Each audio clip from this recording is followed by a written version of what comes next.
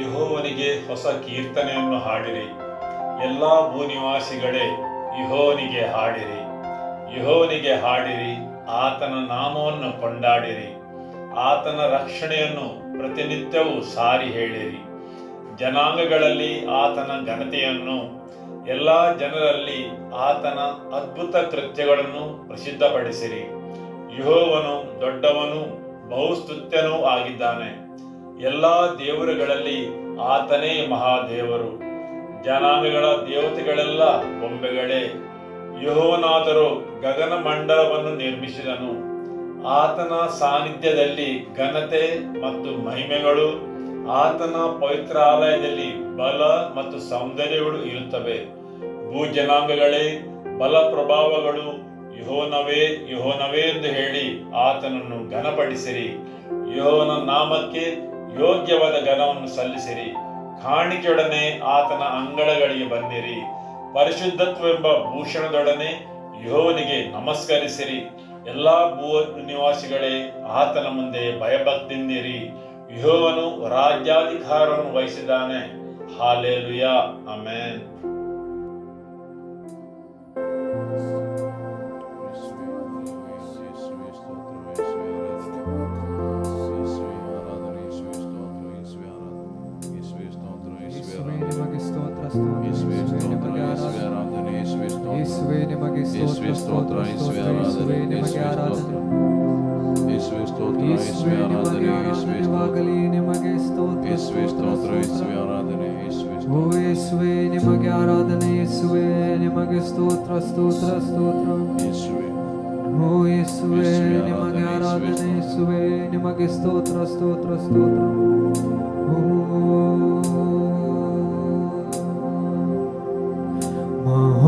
ಮಹೋನ್ನತನೇ, ನಿನ್ನಾಶ್ರಯದಿ ನಾವಾಸಿಸುವೆನು.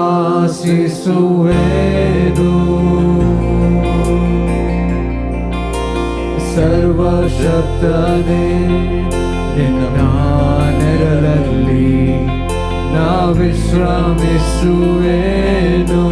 ಮಹೋನ್ನತನೇ, ಮಹೋನ್ನತನೇ, ನಿನ್ನಾಶ್ರಯದಿ ನಾವಾಸಿಸುವೆನು.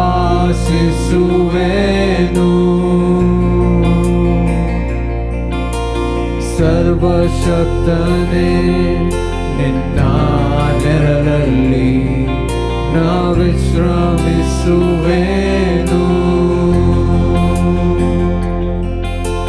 ಬಲವುಳ್ಳನೆ, ನಿನ್ನ ಸಮ್ಮುಖವನ್ನೇ ನಾಶ್ರಯಿಸುವೆ.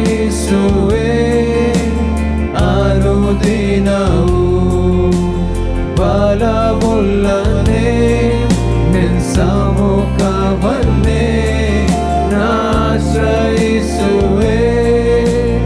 ಅನುದಿನವೂ ಯೆಹೋವಯ್ಯ, ಯೆಹೋವಯ್ಯ, ಯೆಹೋವಯ್ಯ, ಯೆಹೋವಯ್ಯ. ರಾತ್ರಿಯಲ್ಲಿರುವ ಬೆಳಕು, ಹಗಲಲ್ಲಿ ಹಾರುವ ಬಾನಕ್ಕೂ, ಇರುಳಲ್ಲಿ ಸಂಚರಿಸುವ ವಿಪತ್ತಿಗೂ, ದಿನದಲ್ಲಿ ಬರುವ ವ್ಯಾಧಿಗೂ ನಾ ಭಯಪಡೆನು, ನಾ ಹೆದರೆನು.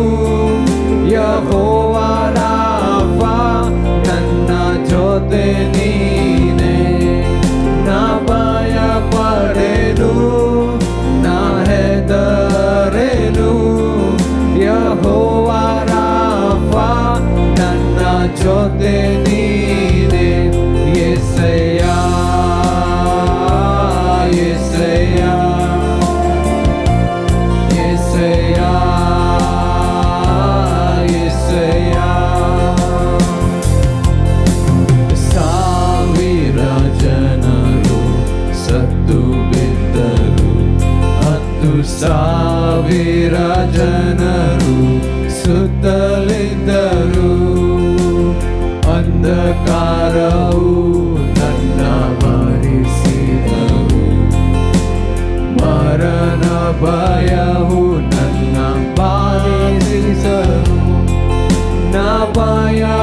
ಪಡೆನು ನಾ ಹೆದರೆನು ಯೆಹೋವ ನೀಸಿ ನನ್ನ ಜೊತೆ ನೀನೇ ನಾ ಭಯ ಪಡೆನು ನಾ ಹೆದರೆನು ಯೆಹೋವ ನೀಸಿ ನನ್ನ ಜೊತೆ ನೀನೇ ಯೆಹೋವ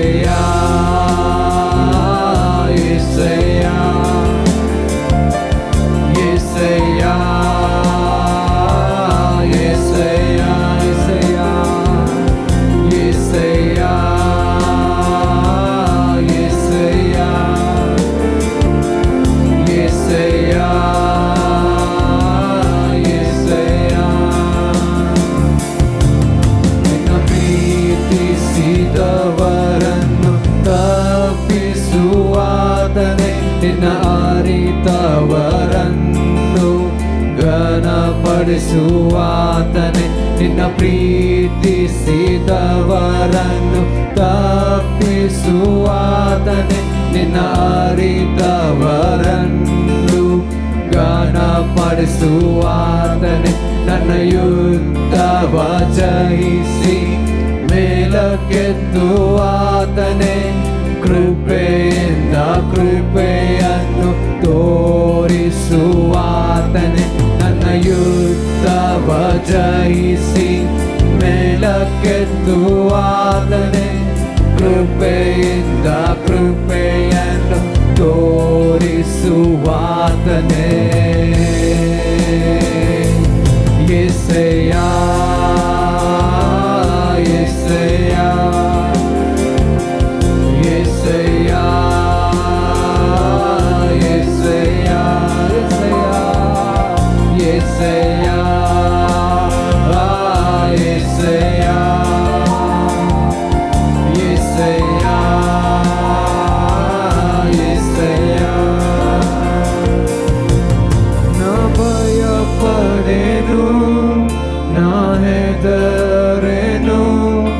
ಯೆಹೋವ ಶಾಲೋಮ್ ನನ್ನ ಜೊತೆ ನೀನೆ ನಾ ಭಯ ಪಡೆನು ನಾ ಹೆದರೆನು ಯೆಹೋವ ಶಾಲೋಮ್ ನನ್ನ ಜೊತೆ ನೀನೆ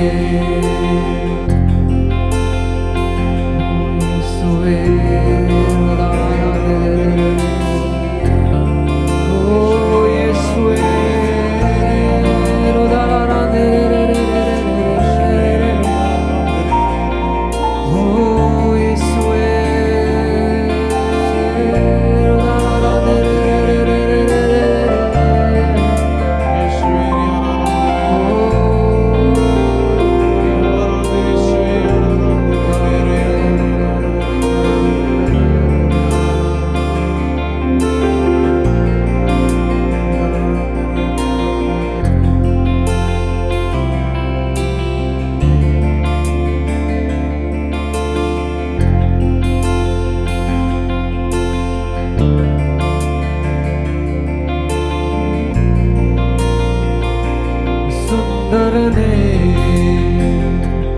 ಅತಿಶಯನೇ ಮಹೋನ್ನತನೇ ನನ್ ಪ್ರಿಯನೇ ಸುಂದರನೇ ಅತಿಶಯನೇ ಮಹೋನ್ನತನೇ ನನ್ ಪ್ರಿಯನೇ ಅದು ಸಾವಿರರಲ್ಲಿ ನೀನೇ ಶ್ರೇಷ್ಠ ಪ್ರೀತಿಯ ನನ್ ಕರ್ತನೇ ಶಾರೋನಿನ ಪುಷ್ಪ ನಿತಕಿನ ತಾವರೆ ನಿನ್ನನ್ನು ನಾ ಕಂಡೆನೆ ಸುಂದರನೇ ಸುಂದರನೇ ಅತಿಶಯನೇ ಮಹೋನ್ನತನೇ ನನ್ ಪ್ರಿಯನೇ ಸುಂದರನೇ ಅತಿಶಯನೇ ಮಹೋನ್ನತನೇ ನನ್ ಪ್ರಿಯನೇ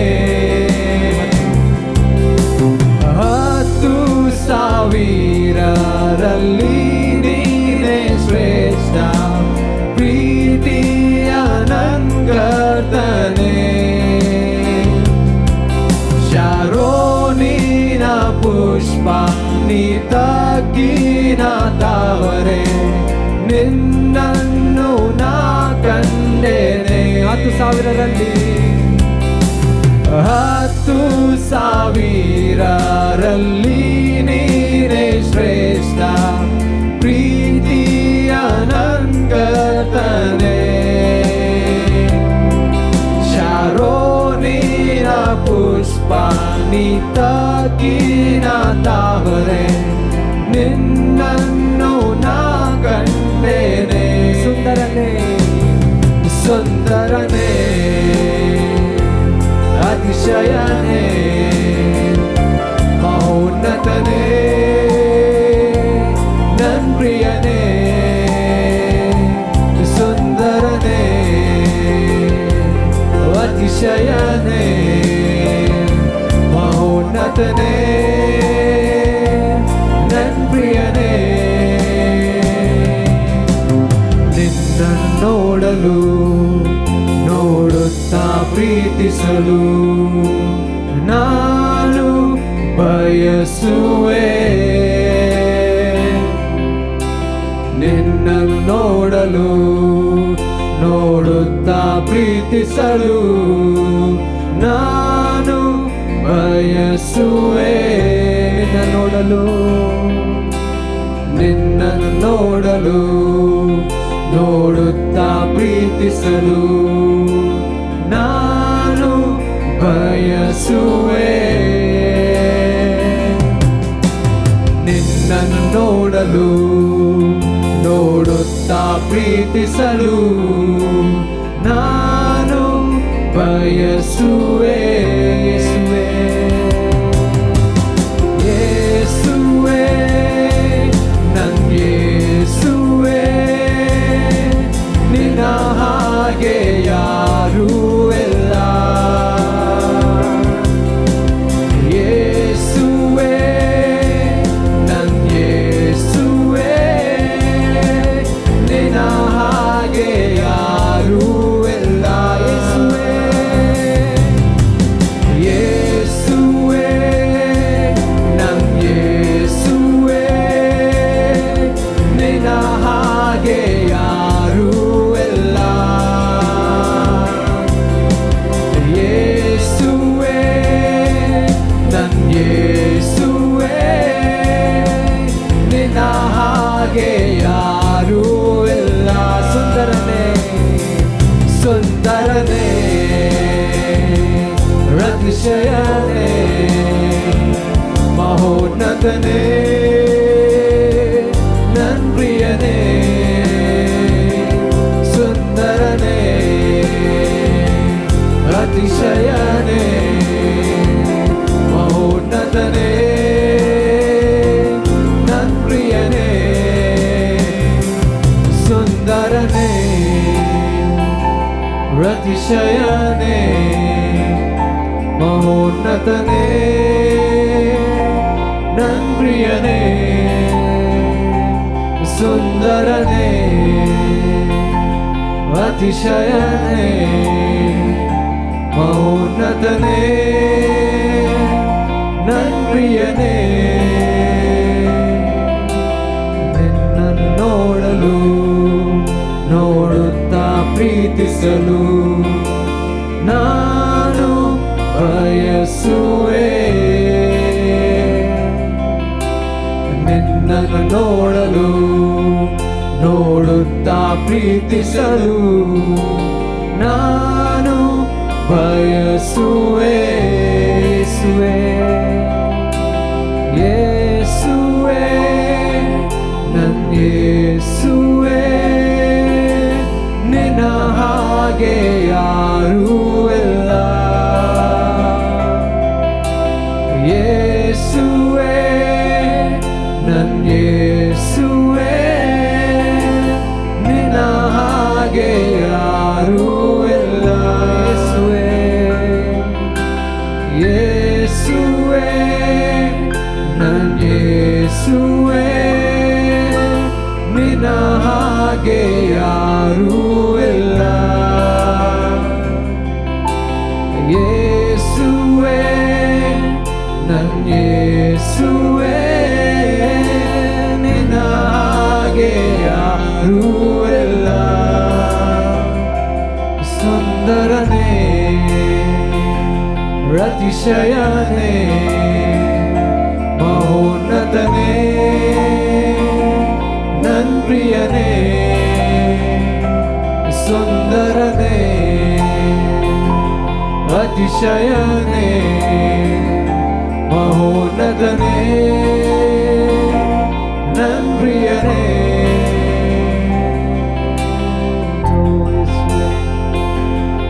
ಓ ಯೇಸುವೆ ನಿಮಗೆ ಸ್ತೋತ್ರ ಸ್ತೋತ್ರ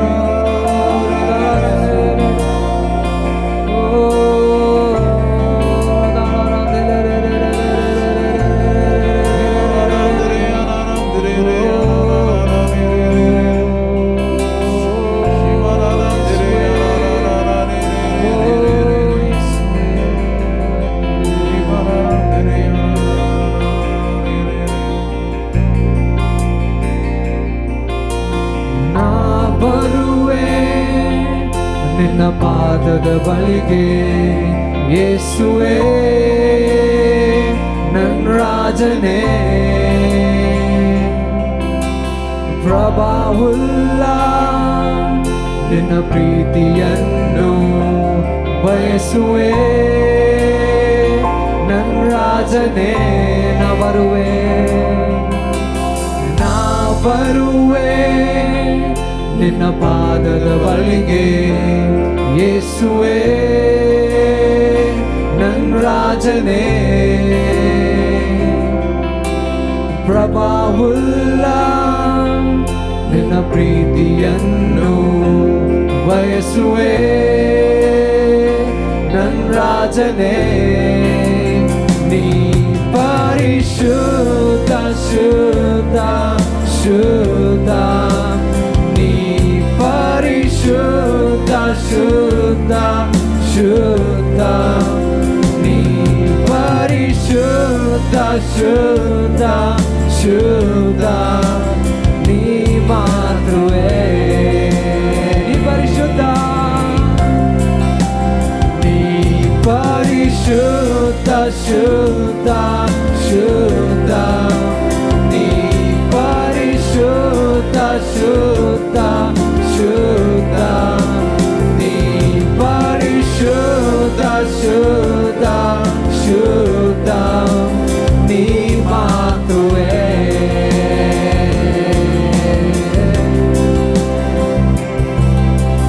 ನಾ ಬರುವೆ ನಿನ್ನ ಪಾದದ ಬಳಿಗೆ ಯೇಸುವೆ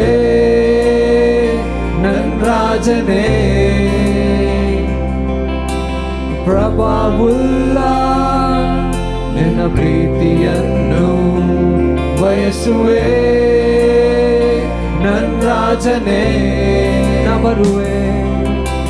ನಾ ಬರುವೆ ನಿನ್ನ ಪಾದದ ಬಳಿಗೆ ಯೇಸುವೆ ನನ್ನ ರಾಜನೇ ಪ್ರಭಾವುಲ್ಲ ನಿನ್ನ ಪ್ರೀತಿಯನ್ನು ಬಯಸುವೆ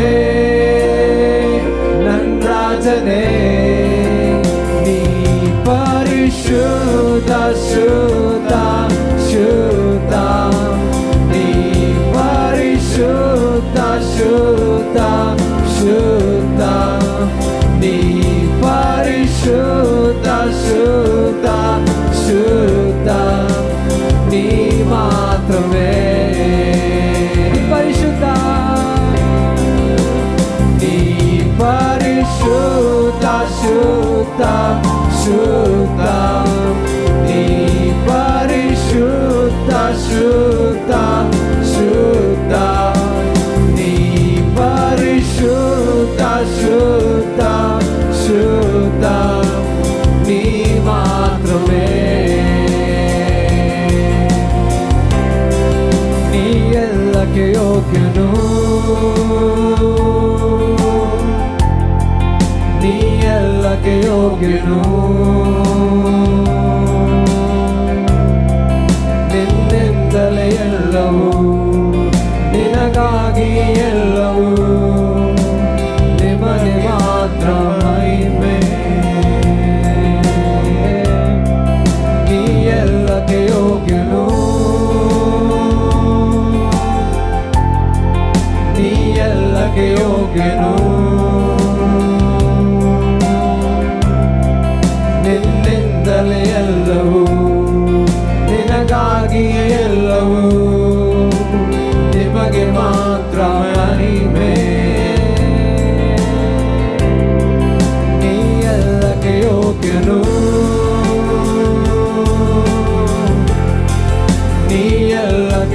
ಯೋಗ್ಯನು ನಿನ್ನಿಂದಲೇ ಎಲ್ಲವೂ ನಿನಗಾಗಿಯೇ ಎಲ್ಲವೂ ನಿಮಗೆ ಮಾತ್ರ ಮಹಿಮೆ ಎಲ್ಲಕ್ಕೆ ಯೋಗ್ಯನು ನೀ ಎಲ್ಲಕ್ಕೆ ಯೋಗ್ಯನು ನೀ ಎಲ್ಲಕ್ಕೆ ಯೋಗ್ಯನು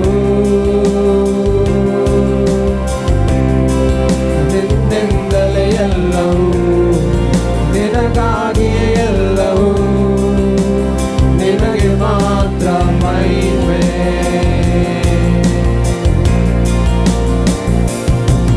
ನೀ ಮಾತ್ರ ಸಾಕು ನೀ ಮಾತ್ರ ಸಾಕು ನೀ ಮಾತ್ರ ಸಾಕು ನನಗೆ ನೀ ಮಾತ್ರ ಸಾಕು ನೀ ಮಾತ್ರ ಸಾಕು ನೀ ಮಾತ್ರ ಸಾಕು ನನಗೆ ನೀ ಮಾತ್ರ ಸಾಕು ನೀ ಮಾತ್ರ ಸಾಕು ನೀ ಮಾತ್ರ ಸಾಕು ನನಗೆ ನೀ ಸಾಕೆ ನನಗೆ ನೀ ಸಾಕೆ ನನಗೆ ನೀ ಸಾಕೆ ನನಗೆ ಯೇಸುವೇ ನೀ ಸಾಕೆ ನನಗೆ ನೀ ಸಾಕೆ ನನಗೆ ನೀ ಸಾಕೆ ನನಗೆ ಯೇಸುವೇ ನೀ ಸಾಕೆ ನನಗೆ ನೀ ಸಾಕೆ ನನಗೆ ನೀ ಸಾಕೆ ನನಗೆ ಯೇಸುವೇ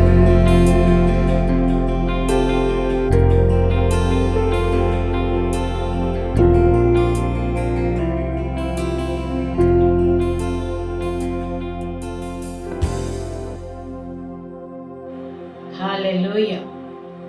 ಯೇಸುವೆ ಮಹಿಮೆ. ಇವತ್ತಿನ ದೇವರ ವಾಕ್ಯವನ್ನು ಕೇಳುವ 1 ಅರಸುಗಳು ಅಧ್ಯಾಯ 14 ವಾಕ್ಯ 21ರಿಂದ. ಸೊಲೊಮೋನನ ಮಗನಾದ ರೆಹಬ್ಬಾಮನು ಯೆಹೂದದ ಅರಸನಾದನು. ಅವನು ಪಟ್ಟಕ್ಕೆ ಬಂದಾಗ 41 ವರ್ಷದವನಾಗಿದ್ದು, ಯೆಹೋವನು ತನ್ನ ಹೆಸರಿಗೋಸ್ಕರ ಇಸ್ರಾಯೇಲರ ಎಲ್ಲ ಕುಲಗಳಿಂದ ಆರಿಸಿಕೊಂಡ ಯೆರೂಸಲೇಮ್ ಪಟ್ಟಣದಲ್ಲಿ 17 ವರ್ಷ ಆಳಿದನು. ಅಮ್ಮೋನ್ಯರಾದ ನಯಾಮ ಎಂಬಾಕೆಯು ಅವನ ತಾಯಿ. ಯೆಹೂದ್ಯರು ಯೆಹೋವನ ದೃಷ್ಟಿಯಲ್ಲಿ ದ್ರೋಹಿಗಳಾದರು. ಅವರು ತಮ್ಮ ಪಿತೃಗಳಿಗಿಂತಲೂ ದುಷ್ಟರಾಗಿ ಆತನನ್ನು ರೇಗಿಸಿದರು. ಪಿತೃಗಳಂತೆ ಅವರು ತಮಗೋಸ್ಕರ ಪೂಜಾ ಸ್ಥಳಗಳನ್ನು ಏರ್ಪಡಿಸಿಕೊಂಡರು. ಪ್ರತಿಯೊಂದು ದಿನ್ನೆಯ ಮೇಲೆಯೂ ಚೆನ್ನಾಗಿ ಬೆಳೆದಿರುವ ಪ್ರತಿಯೊಂದು ಮರದ ಕೆಳಗೆಯೂ ಕಲ್ಲಿನ ಕಂಬಗಳನ್ನು, ಅಶೇರ ವಿಗ್ರಹ ಸ್ತಂಭಗಳನ್ನು ನಿಲ್ಲಿಸಿದರು. ಇದಲ್ಲದೆ ಅವರ ದೇಶದಲ್ಲಿ ವೇಶ್ಯಾವೃತ್ತಿಯನ್ನು ಅನುಸರಿಸುತ್ತಿರುವ ದೇವದಾಸಿಯರು ಇದ್ದರು. ಯೆಹೋವನು ಅವರ ಎದುರಿನಿಂದ ಹೊರಡಿಸಿಬಿಟ್ಟ ಅನ್ಯ ಜನಾಂಗಗಳಲ್ಲಿದ್ದ ದುರಾಚಾರಗಳನ್ನೆಲ್ಲ ಅವರು ನಡೆಸುವರಾದರು. ರೆಹಬ್ಬಾಮನ ಆಳಿಕೆಯ 5ನೇ ವರ್ಷದಲ್ಲಿ ಐಗುಪ್ತದ ಅರಸನಾದ ಶೀಶಕನು ಯೆರೂಸಲೇಮಿಗೆ ವಿರೋಧವಾಗಿ ಬಂದು ಯೆಹೋವನ ಆಲಯದ ಮತ್ತು ಅರಮನೆಯ ಎಲ್ಲಾ ದ್ರವ್ಯವನ್ನು, ಸೊಲೊಮೋನನು ಮಾಡಿಸಿದ ಬಂಗಾರದ ಗುರಾಣಿಗಳನ್ನು ತೆಗೆದುಕೊಂಡು ಹೋದನು. ಅರಸನಾದ ರೆಹಬ್ಬಾಮನು ಅವುಗಳಿಗೆ ಬದಲಾಗಿ ತಾಮ್ರದ ಗುರಾಣಿಗಳನ್ನು ಮಾಡಿಸಿ ಅವುಗಳನ್ನು ಅರಮನೆಯ ದ್ವಾರಪಾಲಕರಾಗಿದ್ದ ಮೈಗಾವಿನವರ ದಳವಾಯಿಗಳಿಗೆ ಒಪ್ಪಿಸಿದನು. ಅರಸನು ಯೆಹೋವನ ಆಲಯಕ್ಕೆ ಹೋಗುವಾಗೆಲ್ಲ ಅವರು ಅವುಗಳನ್ನು ಹಿಡಿದುಕೊಳ್ಳುವರು. ಅಲ್ಲಿಂದ ತಿರುಗಿ ಬಂದ ಮೇಲೆ ಅವುಗಳನ್ನು ತಮ್ಮ ಕೋಣೆಯಲ್ಲಿಡುವರು. ಆಮೆನ್. ಇದರ ಇನ್ನೊಂದು ಆವೃತ್ತಿಯನ್ನು ಹೋದ ವಾರ 1 ಪೂರ್ವಕಾಲ ವೃತ್ತಾಂತ ಅಧ್ಯಾಯ 12ರಲ್ಲಿ ಓದಿ ತಿಳಿದುಕೊಂಡೆವು. ಇಲ್ಲಿ ದೇವರ ವಾಕ್ಯ ಹೇಳುತ್ತದೆ, ಸೊಲೊಮೋನನ ಮಗನಾದ ರೆಹಬ್ಬಾಮನು ಯಹೂದದ ಅರಸನಾದನು. ಅವನು ಪಟ್ಟಕ್ಕೆ ಬಂದಾಗ 41 ವರ್ಷದವನಾಗಿದ್ದನು. ದೇವರು ತನ್ನ ವೈಭವಗೋಸ್ಕರ ನೇಮಕ ಮಾಡಿದ ಯೆರೂಸಲೇಮ್ ಪಟ್ಟಣದಲ್ಲಿ, ಆಮೆನ್, ಆ ಪಟ್ಟಣದಲ್ಲಿ ದೇವರು ನೇಮಕ ಮಾಡಿದ ಪ್ರತಿಯೊಂದು ಉಪಕರಣಗಳು, ಪಾತ್ರೆಗಳು ದೇವರ ಉದ್ದೇಶಕ್ಕಾಗಿ. ಆಮೆನ್. ಇಲ್ಲಿ ಯಾರೆಲ್ಲ ನಂಬುತ್ತೀರಿ? ನಿಮ್ಮ ಜೀವನವು ದೇವರು ತನ್ನ ಮಹಿಮೆಗೋಸ್ಕರ ಮತ್ತು ಉದ್ದೇಶಗೋಸ್ಕರ ನೇಮಕ ಮಾಡಿದ್ದಾನೆಂದು. Hallelujah, amen. ಇಲ್ಲಿ ಅರಸನಾದ ರೆಹಬ್ಬಾಮನು ದೇವರು ಆತನ ಮಹಿಮೆಯನ್ನು, ವೈಭವವನ್ನು ಆ ಪಟ್ಟಣದಲ್ಲಿ ಪ್ರಕಟಿಸಲು ಅವನನ್ನು ನೇಮಕ ಮಾಡಿದ್ದನೆಂದು ಅರಿಯಲು ಅವನು ವಿಫಲಗೊಂಡಿದ್ದಾನೆ. ಸರಿಯಲ್ಲವೇ? ಹೌದು. ವಾಕ್ಯವನ್ನು ಮುಂದುವರಿಸಿ ಓದುತ್ತಾ ಹೋಗುವಾಗ ನಾವು ನೋಡುತ್ತೇವೆ, ಇಲ್ಲಿ ರೆಹಬ್ಬಾಮನು ಮಾತ್ರವಲ್ಲ, ಅಲ್ಲಿಯ ಜನರು, ಯಾಜಕರು, ಹಿರಿಯರು ಪ್ರತಿಯೊಬ್ಬರು ದೇವರ ದೃಷ್ಟಿಯಲ್ಲಿ ಕೆಟ್ಟದ್ದನ್ನು ಮಾಡಿದ್ದರು. ಹೌದು, ಇಲ್ಲಿ ದುಷ್ಟತನವು ತನ್ನ ಮೇರೆಯನ್ನು ದಾಟಿದಾಗ ಅವರ ವೈರಿ ಬಂದು ಹೇಗೆ ದೇವಾಲಯದಲ್ಲಿದ್ದ ಎಲ್ಲ ಚಿನ್ನವನ್ನು, ಐಶ್ವರ್ಯವನ್ನು ಕದ್ದುಕೊಂಡು ಹೋದರೆಂದು ನಾವು ಹೋದ ವಾರ ಕೇಳಿ ತಿಳಿದುಕೊಂಡೆವು. ಇಸ್ರಾಯೇಲರು ಐಗುಪ್ತ ದೇಶದಿಂದ ಹೊರಗೆ ಬಂದಾಗ ಅವರು ಬರಿಗೈಯಲ್ಲಿ ಬರಲಿಲ್ಲ. ಆದರೆ ಅವರು ಹೇಗೆ ಬಂದರು? ಅವರು ಐಗುಪ್ತ ದೇಶದ ಚಿನ್ನ ಮತ್ತು ಐಶ್ವರ್ಯದೊಂದಿಗೆ ಬಂದಿದ್ದರು. ಈಗ ಅದೇ ಇಸ್ರಾಯೇಲರು ದೇವರ ವಿರುದ್ಧವಾಗಿ ದುಷ್ಟತನವನ್ನು ಮಾಡಿದಾಗ ಅದೇ ಐಗುಪ್ತ ದೇಶದ ಫಾರೋಹನು ಅವರ ವಿರುದ್ಧವಾಗಿ ಬಂದು ಅವರಲ್ಲಿದ್ದ ಚಿನ್ನವನ್ನು ಕದಿಯುತ್ತಾನೆ.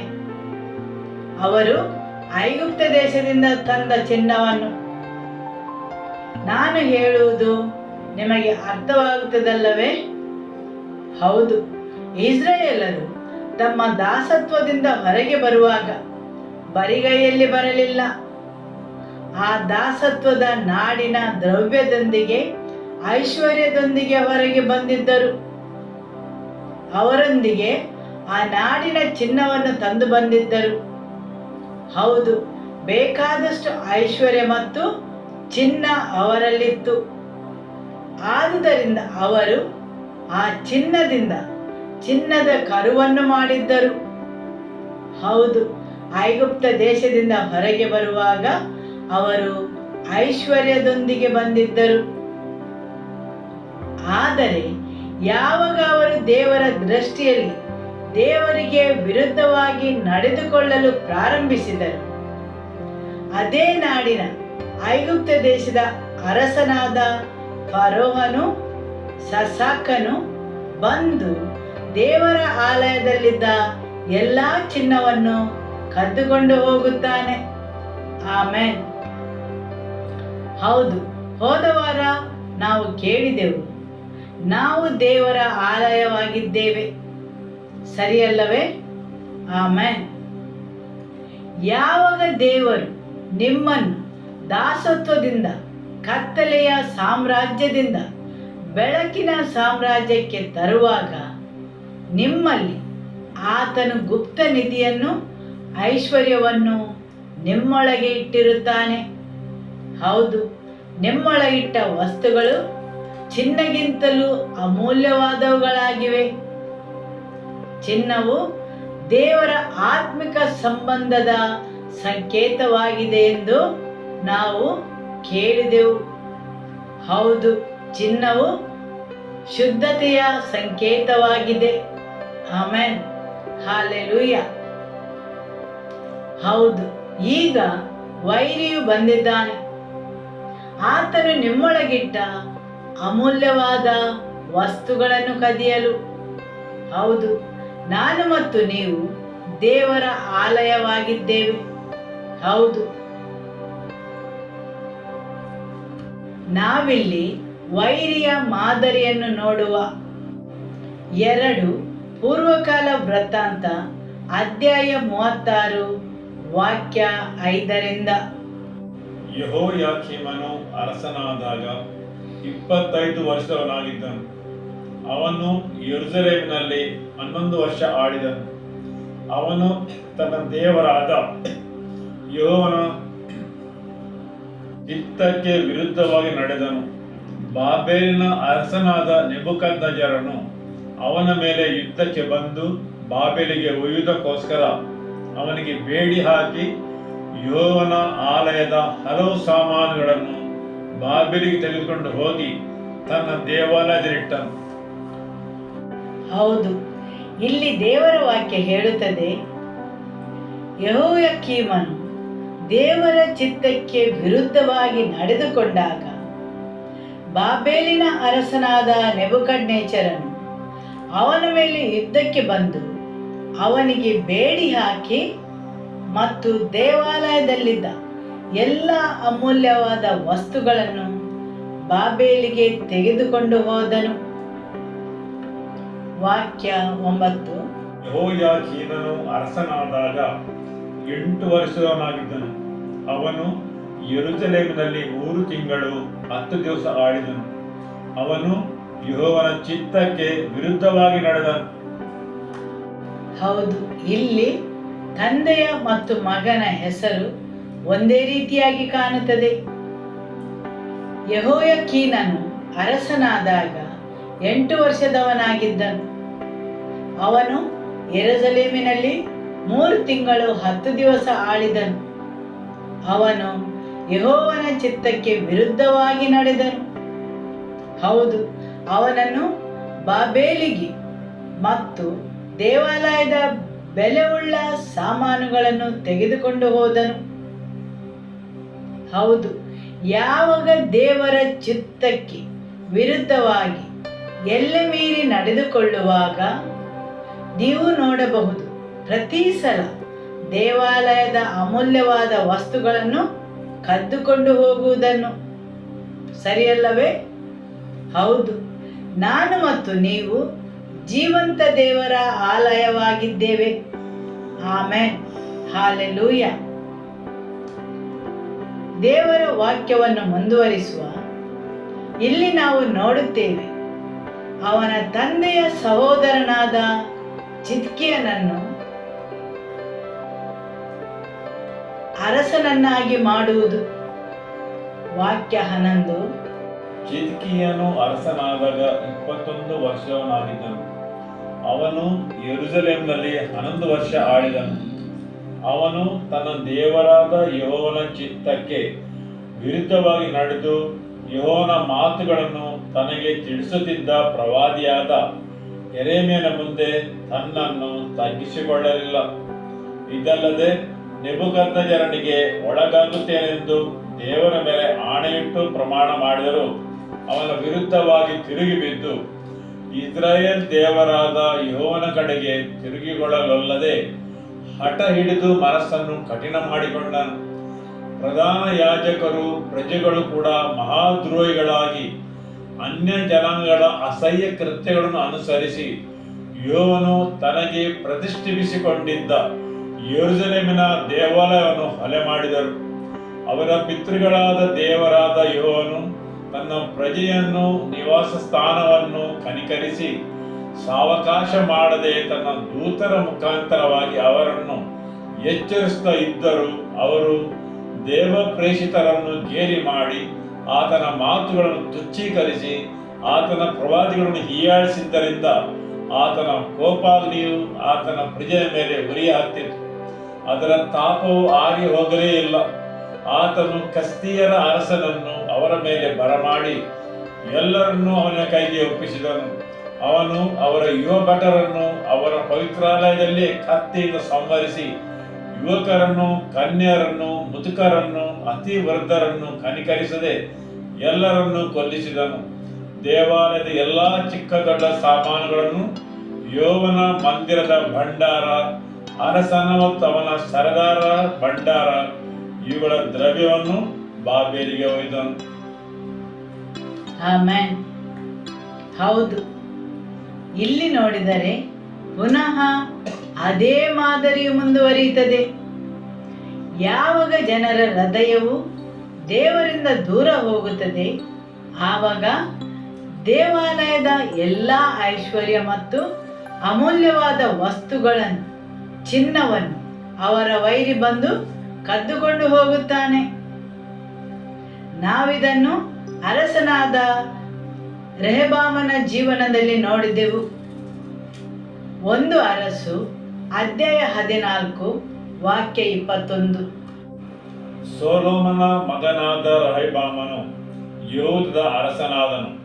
ಅವನು ಪಟ್ಟಕ್ಕೆ ಬಂದಾಗ 41 ವರ್ಷವನಾಗಿದ್ದು, ಯೆಹೋವನು ತನ್ನ ಹೆಸರಿಗೋಸ್ಕರ ಇಸ್ರಾಯೇಲರ ಎಲ್ಲ ಕುಲಗಳಿಂದ ಆರಿಸಿಕೊಂಡ ಯೆರೂಸಲೇಮ್ ಪಟ್ಟಣ. ಹೌದು, ಇಲ್ಲಿ ಯಾರೆಲ್ಲ ನಂಬುತ್ತೀರಿ ನಾನು ಮತ್ತು ನೀವು ದೇವರನ್ನು ಮಹಿಮೆ ಪಡಿಸುವುದಕ್ಕೋಸ್ಕರ ಇರುವ ಪಟ್ಟಣವೆಂದು? ಅಮ್ಮೋನ್ಯರಾದ ನಯಾಮ ಎಂಬಾಕೆಯು ಅವನ ತಾಯಿ. ಹೌದು, ನಾನು ದೇವರ ವಾಕ್ಯವನ್ನು ಓದುವಾಗ ಆಶ್ಚರ್ಯಪಟ್ಟೆನು. ದೇವರು ಯಾಕೆ ರೆಹಬ್ಬಾಮನ ತಾಯಿಯ ಹೆಸರು, ಆಕೆಯ ಕುಲವನ್ನು ನಮೂದಿಸಿದರೆಂದು. ನಂತರ ಆಕೆ ಯಾರೆಂದು ನಾನು ತಿಳಿದುಕೊಂಡೆನು. ಹೌದು, ದೇವರ ವಾಕ್ಯ ಹೇಳುತ್ತದೆ ಆಕೆಯು ಅಮ್ಮೋನಿಯಳೆಂದು. ಧರ್ಮೋಪದೇಶ ಕಾಂಡ ಅಧ್ಯಾಯ 23 ವಾಕ್ಯ 3 ನಾವು ಓದಿದರೆ ಅಲ್ಲಿ ನಾವು 2 ವರ್ಗದ ಜನರನ್ನು ನೋಡುತ್ತೇವೆ. ಇಲ್ಲಿ ದೇವರ ವಾಕ್ಯ ಹೇಳುತ್ತದೆ, ಈ 2 ವರ್ಗದ ಜನರು ದೇವರ ಸಭೆಗೆ 10ನೆಯ ತಲೆಮಾರಿನವರೆಗೂ ಸೇರಬಾರದೆಂದು. ಅಮ್ಮೋನ್ಯರಾಗಲಿ ಮೋವಾಬರಾಗಲಿ ಯೆಹೋವನ ಸಭೆಗೆ ಎಂದೆಂದಿಗೂ ಸೇರಬಾರದು. ಅವರ ಸಂತತಿಯವರು 10ನೇ ತಲೆಯವರಾದರೂ ಯೆಹೋವನ ಸಭೆಗೆ ಸೇರಬಾರದು. ಹೌದು, ಅಮ್ಮೋನಿಯರಾಗಲಿ ಮೋವಾಬ್ಯರಾಗಲಿ ಅವರ ಸಂತತಿಯವರು 10ನೆಯ ತಲೆಯವರಾದರೂ ಯೆಹೋವನ ಸಭೆಗೆ ಸೇರಬಾರದು ಎಂದು ದೇವರ ವಾಕ್ಯ ಹೇಳುತ್ತದೆ. ಅಮ್ಮೋನಿಯರ ಹೆಂಗಸನ್ನು ಮದುವೆಯಾಗಿ ಸೊಲೊಮೋನನು ಮಾಡಿದ ಪಾಪವು, ದೇವರ ವಾಕ್ಯಕ್ಕೆ ವಿರುದ್ಧವಾಗಿ ಮಾಡಿದ ಈ ಪಾಪದ ಪ್ರತಿಫಲವು ಅವನ ರಾಜ್ಯದಲ್ಲಿ ಮತ್ತು ಅವನ ವಂಶಾವಳಿಯಲ್ಲಿ ಆತ್ಮಿಕ ಅವನತಿಗೆ ಕಾರಣವಾಯಿತು. ಹೌದು, ದೇವರು ಹೇಳಿದರು, ನಾನು ದಾವೀದನ ಸಿಂಹಾಸನವನ್ನು ಸ್ಥಿರಪಡಿಸುತ್ತೇನೆಂದು. ಆದರೂ ಸಹ ನಾವು ನೋಡುತ್ತೇವೆ, ಸೊಲೊಮೋನನ ನಿರ್ಧಾರದಿಂದ ಆದ ಪರಿಣಾಮವು ಅವನ ವಂಶಾವಳಿಯ ಮೇಲೆ ಬರುವುದನ್ನು. ಹೌದು, ಒಂದು ಕಡೆ ದೇವರ ವಾಗ್ದಾನವು ನಾನು ದಾವೀದನ ಸಿಂಹಾಸನವನ್ನು ಸ್ಥಿರಪಡಿಸುತ್ತೇನೆ ಎಂದು, ಹಾಗೂ ನಿನ್ನ ವಂಶಾವಳಿಯಲ್ಲಿ ಆ ಸಿಂಹಾಸನದಲ್ಲಿ ಕುಳಿತುಕೊಳ್ಳಲು ಒಬ್ಬ ಅರಸನನ್ನು ನೀನು ಯಾವಾಗಲೂ ಕಂಡುಕೊಳ್ಳುತ್ತೀಯೆಂದು. ಆದರೆ ಸೊಲೊಮೋನನು ತನ್ನ ವೈಭವದಲ್ಲಿರುವಾಗ ಆಯ್ಕೆ ಮಾಡುತ್ತಾನೆ ಅಮ್ಮೋನಿಯರ ಹೆಂಗಸನ್ನು ಮದುವೆಯಾಗುವ ನಿರ್ಧಾರವನ್ನು. ದೇವರ ವಾಕ್ಯ ಹೇಳುತ್ತದೆ, ಅವರ 10ನೆಯ ವಂಶದವರೆಗೂ ದೇವರ ಸಭೆಗೆ ಅವರು ಸೇರಬಾರದೆಂದು. ಹೌದು, ಅಂತಹ ಕೆಲವೊಂದು ವಿಷಯಗಳನ್ನು ದೇವರು ಸಹಿಸಿಕೊಳ್ಳುವುದಿಲ್ಲ. ಆಮೆನ್. ಹೌದು, ಅವನೊಬ್ಬ ಅಮ್ಮೋನಿಯರ ಹೆಂಗಸನ್ನು ತಂದು ಆಕೆಯನ್ನು ಮದುವೆ ಆಗುತ್ತಾನೆ ಮತ್ತು ಆಕೆಯ ಮಗನು ಅರಸನಾಗುತ್ತಾನೆ. ಆದರೆ ಈಗ ಈ ಅಮ್ಮೋನಿಯರು ಯಾರು? ಆದಿಕಾಂಡದಲ್ಲಿ ಹೇಳುತ್ತದೆ, ಅವನು ಲೋಟನ ಮಗನೆಂದು. ಹೌದು, ಅವನು ಇಸ್ರಾಯೇಲರ ಹತ್ತಿರದ ಸಂಬಂಧಿಕನಾದರೂ ಅಥವಾ ಅಬ್ರಹಾಮನ ಸೋದರಳಿಯನಾದರೂ ಅವರಲ್ಲಿ ಅನೇಕ ಸಾಮಾನ್ಯವಾದ ವಿಷಯಗಳಿದ್ದರೂ ಅವರು ದೇವರ ವಾಗ್ದಾನವನ್ನು ಪಡೆದಿಲ್ಲ. ಹೌದು, ಅವರು ಅಬ್ರಹಾಮನ ಸೋದರಳಿಯನ ವಂಶದವರಾಗಿ ಇಸ್ರಾಯೇಲಿನ ಹತ್ತಿರದ ಸಂಬಂಧಿಕರಾಗಿದ್ದರೂ ಸಹ ಅವರಿಗೆ ದೇವರ ವಾಗ್ದಾನದಲ್ಲಿ ಮತ್ತು ಆತನ ಉದ್ದೇಶದಲ್ಲಿ ಅವರಿಗೆ ಯಾವುದೇ ಭಾಗವಿಲ್ಲ, ಯಾವುದೇ ಪಾಲು ಇರುವುದಿಲ್ಲ. ಆದುದರಿಂದ ಕೆಲವೊಮ್ಮೆ ಜನರು ನಮಗೆ ಸಾಮಾನ್ಯರಾಗಿ ಕಂಡರೂ ಸಹ, ಅವರ ವಿಶ್ವಾಸ ಸಾಮಾನ್ಯವಾಗಿ ಕಂಡರೂ ಸಹ ಅವರು ದೇವರ ವಾಗ್ದಾನದಲ್ಲಿ ಯಾವುದೇ ಪಾಲನ್ನು ಹೊಂದಿರುವುದಿಲ್ಲ. ಹೌದು, ಅವರು ಎಷ್ಟೊಂದು ಹೋರಾಟ ನಡೆಸಿದರೂ ಸಹ ಅವರು ದೇವರ ಉದ್ದೇಶದಲ್ಲಿ ಮುಂದುವರಿಯಲು ಸಾಧ್ಯವಿಲ್ಲ. ಹೌದು, ನಾವು ರೆಹಬ್ಬಾಮನನ್ನು ನೋಡಿದರೆ ಅವನು ತುಂಬಾ ಅಹಂಕಾರದ ಮನುಷ್ಯ. ಅಂದರೆ ನಾವು ದೇವರ ವಾಕ್ಯವನ್ನು ನೋಡಿದರೆ ಅವನು ಯಾವಾಗಲೂ ಹಿತೋಪದೇಶಗಳನ್ನು ತಿರಸ್ಕರಿಸುತ್ತಾನೆ. ನೀವಿದನ್ನು ಮನೆಯಲ್ಲಿ ಓದಿಕೊಳ್ಳಿ. 1 ಪೂರ್ವಕಾಲ ವೃತ್ತಾಂತ ಅಧ್ಯಾಯ 11 ಅಲ್ಲಿ ನಾವು ನೋಡುತ್ತೇವೆ, ರೆಹಬ್ಬಾಮನು ಯಾವಾಗಲೂ ಹಿತೋಪದೇಶಗಳನ್ನು ತಿರಸ್ಕರಿಸುವುದನ್ನು. ಅವನು ಅಹಂಕಾರಿ ಮಾತ್ರವಲ್ಲ, ಜನರನ್ನು ವಿಗ್ರಹ ಆರಾಧನೆಗೆ ಮುನ್ನಡೆಸಿದವನು. ಅವನು ಅವನ ಜೀವನದಲ್ಲಿ ಮಾತ್ರ ರಾಜಿ ಮಾಡಿಕೊಂಡದ್ದಲ್ಲ, ಆದರೆ ಇಸ್ರೇಲ್ ಜನರ ಜೀವನದಲ್ಲಿಯೂ ರಾಜಿ ಮಾಡಿಕೊಂಡವನು. ಅವನು ಹಿಂಸಾತ್ಮಕ ಮನುಷ್ಯನು ಮಾತ್ರವಲ್ಲ, ಅವನಲ್ಲಿ ಹುಟ್ಟಿದಂದಿನಿಂದಲೂ ಕೆಲವೊಂದು ಹಠಮಾರಿ ಸ್ವಭಾವ ಮತ್ತು ಕಠಿಣವಾದ ಸ್ವಭಾವ ಅವನಲ್ಲಿತ್ತು. ಆದುದರಿಂದ ಯಾವುದೇ ಉಪದೇಶಗಳಿಗೆ ಅವನು ಕಿವಿಗೊಡುತ್ತಿರಲಿಲ್ಲ. ಸರಿಯಲ್ಲವೇ? ಆಮೆನ್. ಅಮ್ಮೋನಿಯರು ಇಸ್ರಾಯೇಲರ ಸಂಬಂಧಿಕರಾದರೂ ಸಹ ಅವರು ಯಾವಾಗಲೂ ಅವರ ವೈರಿಗಳಾಗಿದ್ದರು. 1 ಸಾಮುವೇಲನು ಅಧ್ಯಾಯ 11 ವಾಕ್ಯ 1 ಅಮ್ಮೋನ್ಯನಾದ ನಾಹಾಷನು ಹೊರಟು ಬಂದು ಯಾಬೇಷ್ ಗಿಲ್ಯಾದಿಗೆ ಮುತ್ತಿಗೆ ಹಾಕಲು ಯಾಬೇಷಿನವರು ಅವನನ್ನು, ನೀನು ನಮ್ಮ ಸಂಗಡ ಒಡಂಬಡಿಕೆ ಮಾಡಿಕೊ, ನಾವು ನಿನ್ನ ಸೇವಕರಾಗಿರುವೆವೆಂದು ಬೇಡಿಕೊಂಡರು.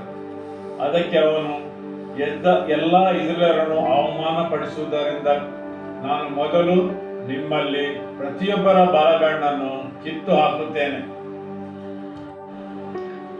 ಅಮ್ಮೋನಿಯರು ಯಾವಾಗಲೂ ಷರತ್ತುಬದ್ಧವಾದ ಒಡಂಬಡಿಕೆಯನ್ನು ಮಾಡುತ್ತಾರೆ. ಅವರ ಷರತ್ತು ಯಾವುದು? ನಮಗೆ ನಿಮ್ಮ ದೃಷ್ಟಿಯನ್ನು ನೀಡಿರಿ. ಹೌದು, ಅಮ್ಮೋನಿಯರು ಅಥವಾ ಅಮ್ಮೋನಿಯರ ಆತ್ಮವು ಯಾವಾಗಲೂ ನಿಮ್ಮ ದೃಷ್ಟಿಯನ್ನು ಕದಿಯುತ್ತದೆ ಮತ್ತು ನಿಮ್ಮನ್ನು ಅವಮಾನಕ್ಕೆ ಒಳಪಡಿಸುತ್ತದೆ. ನಿಮ್ಮ ನೆರೆಯವರನ್ನು ನೋಡಿ ಹೇಳಿ, ಅಮ್ಮೋನಿಯರು ಯಾವಾಗಲೂ ನಿಮ್ಮ ದೃಷ್ಟಿಯನ್ನು ಕದಿಯುತ್ತಾರೆ.